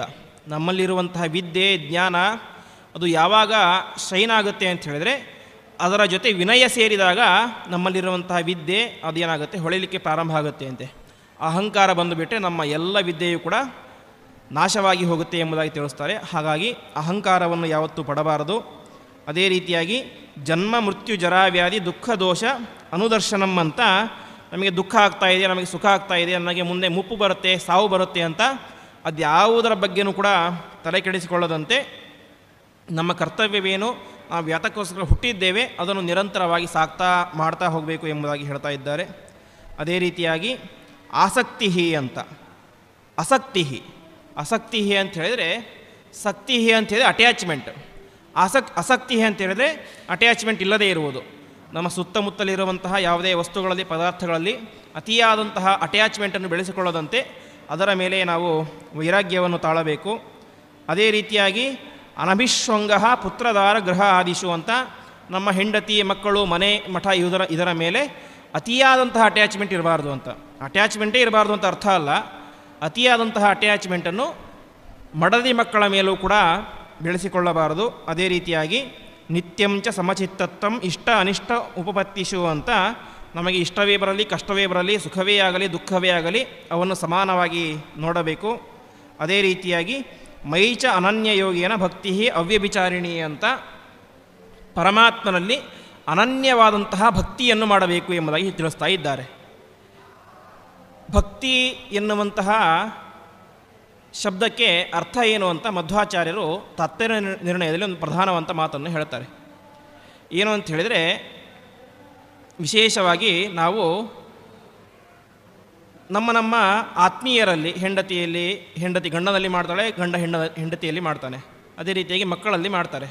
ಹಾಗಾಗಿ ಹೆಂಡತಿ ಮತ್ತು ಮಕ್ಕಳಲ್ಲಿ ಮಾಡುವಂತಹ ಪ್ರೀತಿ ಏನಿದೆಯಲ್ಲ, ಪ್ರೀತಿಯೇ ಭಕ್ತಿಯಂತೆ, ಸ್ನೇಹವೇ ಭಕ್ತಿ. ಆದರೆ ಆ ಸ್ನೇಹವನ್ನು ನೀವು ನಿಮ್ಮ ಆತ್ಮೀಯರಲ್ಲಿ ಮಾಡಿದರೆ ಅದು ಪ್ರೀತಿಯಾಗುತ್ತೆ. ಅದೇ ಸ್ನೇಹವನ್ನು ಪರಮಾತ್ಮರಲ್ಲಿ ಮಾಡಿದರೆ ಏನಾಗುತ್ತೆ, ಅದು ಭಕ್ತಿ ಅಂತ ಕರೆಸ್ಕೊಳ್ಳುತ್ತೆ ಅಂತೆ. ಹಾಗಾಗಿ ಪರಮಾತ್ಮನಲ್ಲಿ ಮಾಹಾತ್ಮ್ಯ ಜ್ಞಾನಪೂರ್ವಸ್ತು ಸುದೃಢ ಸರ್ವತೋಧಿಕ ಸ್ನೇಹೋ ಭಕ್ತಿರಿತಿ ಪ್ರೋಕ್ತ ತಯಾ ಮುಕ್ತಿ ನಚಾನ್ಯತ ಎಂಬುದಾಗಿ ಆಚಾರ್ಯರು ತತ್ವ ನಿರ್ಣಯದಲ್ಲಿ ಹೇಳುವಂತೆ, ಪರಮಾತ್ಮನಲ್ಲಿ ನೀವು ಮಾಡುವಂತಹ ಪ್ರೀತಿಯೇ ಭಕ್ತಿ ಅಂತ ಕರೆಸ್ಕೊಳ್ಳುತ್ತೆ. ಭಕ್ತಿ ಅಂದರೆ ಇದೇನೋ ಬೇರೆ ಅರ್ಥವೇ ಆಗದೇ ಇರುವಂಥ ಸಬ್ಜೆಕ್ಟ್ ಅಲ್ಲ, ಪ್ರೀತಿಯೇ ಭಕ್ತಿ ಅಂತ. ಆದರೆ ಆ ಪ್ರೀತಿ ಹೇಗಿರಬೇಕು ಅಂತ ಹೇಳಿದ್ರೆ ಮಹಾತ್ಮೆ ಜ್ಞಾನಪೂರ್ವಸ್ತು ಅಂತ. ಅಂದರೆ ಪರಮಾತ್ಮ ನಮಗೆಲ್ಲರಿಗಿಂತಲೂ ಕೂಡ ಸರ್ವೋತ್ತಮನಾದವನು, ಮಹಾತ್ಮನಾದವನು ಎಂಬಂತಹ ಬುದ್ಧಿ ಇರಬೇಕು. ಅದೇ ರೀತಿಯಾಗಿ ಸ್ನೇಹೋ ಭಕ್ತಿ ರೀತಿ ಪ್ರೋಕ್ತಃ ತಯಾ ಮುಕ್ತಿರ್ನ ಚಾನ್ಯತ ಅಂತ ಗಟ್ಟಿಯಾಗಿರಬೇಕು ಆ ಭಕ್ತಿ. ಆ ರೀತಿಯಾದ ಭಕ್ತಿಯಿಂದ ಏನೇ ಮುಕ್ತಿ, ಭಕ್ತಿ ಇಲ್ಲದೆ ಮುಕ್ತಿ ಎಂಬುದು ಸಾಧ್ಯವೇ ಇಲ್ಲವೇ ಇಲ್ಲ ಎಂಬುದಾಗಿ ಆಚಾರ್ಯರು ಭಕ್ತಿಯ ಸ್ವರೂಪವನ್ನು ಹೇಳ್ತಾರೆ. ಹಾಗಾಗಿ ಪರಮಾತ್ಮನಲ್ಲಿ ವಿಶಿಷ್ಟವಾದಂಥ ಭಕ್ತಿಯನ್ನು ಮಾಡಬೇಕು. ಅದು ನಮಗೆ ಜ್ಞಾನವನ್ನು ತಂದುಕೊಳ್ಳಿಕ್ಕೆ ಸಹಕಾರಿಯಾಗುತ್ತೆ ಎಂಬುದಾಗಿ ಹೇಳ್ತಾ ಇದ್ದಾರೆ. ಯಾಕೆಂದರೆ ಜ್ಞಾನ ಮತ್ತು ಭಕ್ತಿ ಏನಿದೆ ಅವೆರಡೂ ಕೂಡ ಮನುಷ್ಯನಿಗೆ ಇರುವಂತಹ ಎರಡು ಕಾಲಿದ್ದಂತೆ ಎಂಬುದಾಗಿ ತಿಳಿಸ್ತಾ ಇದ್ದಾರೆ. ಇವತ್ತು ನಾವು ಇಲ್ಲಿಂದ ಒಂದು ಸ್ವಲ್ಪ ದೂರ ಹೋಗಬೇಕು ಅಂತ ಹೇಳಿದ್ರೆ ಎರಡು ಕಾಲಿಂದ ಹೋಗ್ತೇವೆ. ಒಂದು ಕಾಲು ಮುಂದೆ ಹೋಗುತ್ತೆ, ಅದರ ಮುಂದೆ ಇನ್ನೊಂದು ಕಾಲು ಹೋಗುತ್ತೆ, ಮುಂದೆ ಅದರ ಮುಂದೆ ಇನ್ನೊಂದು ಕಾಲು ಹೋಗುತ್ತೆ. ಹಾಗೆ ಭಕ್ತಿ ಮತ್ತು ಜ್ಞಾನ ಎರಡೂ ಕೂಡ ಎರಡು ಕಾಲಿದ್ದಂತೆ ಅಂತ. ಅಂದರೆ ಪರಮಾತ್ಮನಲ್ಲಿ ನಮಗೆ ಸಾಮಾನ್ಯವಾದ ಒಂದು ಜ್ಞಾನ ಇರುತ್ತೆ, ಏನೋ ಸ್ವಲ್ಪ ಜ್ಞಾನ, ಪರಮಾತ್ಮ ದೊಡ್ಡವನು ಅಂತ ಜ್ಞಾನ ಇರುತ್ತೆ. ಅದರಿಂದ ಏನಾಗುತ್ತೆ, ನಮಗೆ ಪರಮಾತ್ಮನಲ್ಲಿ ಭಕ್ತಿ ಬರುತ್ತೆ. ಭಕ್ತಿ ಬಂದಾಗ ಏನಾಗುತ್ತೆ, ಪರಮಾತ್ಮನ ಬಗ್ಗೆ ಇನ್ನಷ್ಟು ತಿಳ್ಕೊಳ್ಬೇಕು ಅಂತ ಇನ್ನಷ್ಟು ಜ್ಞಾನ ಸಂಪಾದನೆ ಮಾಡ್ತೇವೆ. ಆವಾಗ ಬಂದಂತಹ ಭಕ್ತಿ ಇನ್ನಷ್ಟು ಜಾಸ್ತಿ ಆಗುತ್ತೆ. ಅದರಿಂದಾಗಿ ಇನ್ನಷ್ಟು ಜಾಸ್ತಿ ಜ್ಞಾನ. ಹೀಗೆ ಭಕ್ತಿ ಜ್ಞಾನಗಳು ಎರಡೂ ಕೂಡ ಪರಸ್ಪರ ಒಂದಕ್ಕೆ ಒಂದು ಬೆಳೆಯಲಿಕ್ಕೆ ಸಹಕಾರಿ ಅಂತ. ಭಕ್ತಿ ಬೆಳೆಯಲಿಕ್ಕೆ ಜ್ಞಾನ ಬೇಕು, ಜ್ಞಾನ ಬೆಳೆಯಲಿಕ್ಕೆ ಭಕ್ತಿ ಬೇಕು. ಹಾಗಾಗಿ ಭಕ್ತಿ ಎಂಬುದು ಜ್ಞಾನಕ್ಕೆ ಅತ್ಯಂತ ಉಪಯುಕ್ತವಾದದ್ದು. ಭಕ್ತಿಯನ್ನು ಅವಶ್ಯವಾಗಿ ಪ್ರತಿಯೊಬ್ಬರು ಕೂಡ ಬೆಳೆಸಿಕೊಳ್ಳಲೇಬೇಕು ಎಂಬುದಾಗಿ ಹೇಳ್ತಾರೆ. ಅದೇ ರೀತಿಯಾಗಿ ಆದಷ್ಟು ವಿವಿಕ್ತ ದೇಶ ಸೇವಿತ್ವಂ ಅಂತ, ಏಕಾಂತದಲ್ಲಿ ಆದಷ್ಟು ಇರಿ ಅಂತ. 4-6 ಜನರ ಮಧ್ಯದಲ್ಲಿ ಇದ್ದರೆ ಮತ್ತೆ ಅದೇ ಹಾಳು ಹರಟೆ ಇದೇ ಕೂಡಿಕೊಂಡು ಹೋಗಿಬಿಡುತ್ತೆ. ಹಾಗಾಗಿ ಆದಷ್ಟು ವಿವಿಕ್ತ ದೇಶದಲ್ಲಿ ಇರಿ ಎಂಬುದಾಗಿ ತಿಳಿಸ್ತಾ, ಅದೇ ರೀತಿಯಾಗಿ ಅರತಿಹಿ ಜನಸಂಸದಿ ಅಂತ, ಜನರ ಜಂಗುಳಿಯಲ್ಲಿ ಜಾಸ್ತಿ ಇರಬೇಡಿ ಎಂಬುದಾಗಿ ತಿಳಿಸ್ತಾ ಇದ್ದಾರೆ. ಕೊನೆಗೆ 19ನೇದ್ದು ಅಧ್ಯಾತ್ಮ ಜ್ಞಾನ ನಿತ್ಯತ್ವಂ ಅಂತ, ಅಧ್ಯಾತ್ಮ ಜ್ಞಾನದಲ್ಲಿ ಪರಮಾತ್ಮನಲ್ಲಿ ಮನಸ್ಸು ನಿರಂತರವಾಗಿ ಇರಬೇಕು. ಅದೇ ರೀತಿಯಾಗಿ ತತ್ವಜ್ಞಾನ ಅರ್ಥದರ್ಶನಂ ಅಂತ, ನೀನು ಮಾಡುವಂತಹ ಪ್ರತಿಯೊಂದು ಅಧ್ಯಯನ ಅದ್ಯಾವುದು ಕೂಡ ಏನಾಗಿರಲಿ, ಪರಮಾತ್ಮನನ್ನು ತಿಳಿಯಲಿಕ್ಕೋಸ್ಕರ ಅಂತ ಮೀಸಲಾಗಿರಲಿ ಹೊರತು ನಿನ್ನ ಪಾಂಡಿತ್ಯ ಪ್ರದರ್ಶನಕ್ಕೋಸ್ಕರ ಅಂತ ನೀನು ಯಾವತ್ತೂ ಕೂಡ ಅಧ್ಯಯನವನ್ನು ಮಾಡಲಿಕ್ಕೆ ಹೋಗಬೇಡ. ನೀನು ಮಾಡುವಂಥ ಪ್ರತಿಯೊಂದು ಅಧ್ಯಯನವೂ ಕೂಡ ಅದು ಪರಮಾತ್ಮನನ್ನು ತಿಳಿಯಲಿಕ್ಕೆ ಇರಲಿ ಎಂಬುದಾಗಿ ಪರಮಾತ್ಮ ಗೀತೆಯಲ್ಲಿ ಒಟ್ಟು 20 ಗುಣಗಳನ್ನು ಹೇಳ್ತಾನೆ. ಈ ರೀತಿಯಾದಂತಹ 20 ಗುಣಗಳನ್ನು ಸಂಪೂರ್ಣವಾಗಿ ಪ್ರತಿಯೊಬ್ಬರಿಗೂ ಅಳವಡಿಸಿಕೊಳ್ಳಿಕ್ಕೆ ಸಾಧ್ಯ ಆಗೋದಿಲ್ಲ. ಆದರೆ ನಮ್ಮ ಯೋಗ್ಯತೆಗೆ ಅನುಗುಣವಾದಂತಹ ಈ 20 ಗುಣಗಳನ್ನು ನಾವು ಅಳವಡಿಸಿಕೊಂಡಾಗ ಅದರಿಂದಾಗಿ ಪರಮಾತ್ಮನ ವಿಶಿಷ್ಟವಾದಂತಹ ಜ್ಞಾನವನ್ನು ಪಡೆಯಲಿಕ್ಕೆ ಸಾಧ್ಯ. ಅದೇ ಗುಣಗಳನ್ನು ಮುಂದೆ ಉಪನಿಷತ್ತು ಸಪರ್ಯಗಾತ್ ಶುಕ್ರ ಮಕಾಯ ಮೌರ್ಣಂ ಎಂಬುದಾಗಿ ಮುಂದಿನ ಒಂದು 8ನೇ ಮಂತ್ರದಲ್ಲಿ ಹೇಳುತ್ತೆ. ಆ 8ನೇ ಮಂತ್ರದ ಚಿಂತನೆಯನ್ನು ನಾಳಿನ ದಿವಸದ ಪ್ರವಚನದಲ್ಲಿ ನೋಡೋಣ ಎಂಬುದಾಗಿ ಹೇಳ್ತಾ ಇಂದಿನ ಪ್ರವಚನವನ್ನು ಶ್ರೀಕೃಷ್ಣಾರ್ಪಣಮಸ್ತು.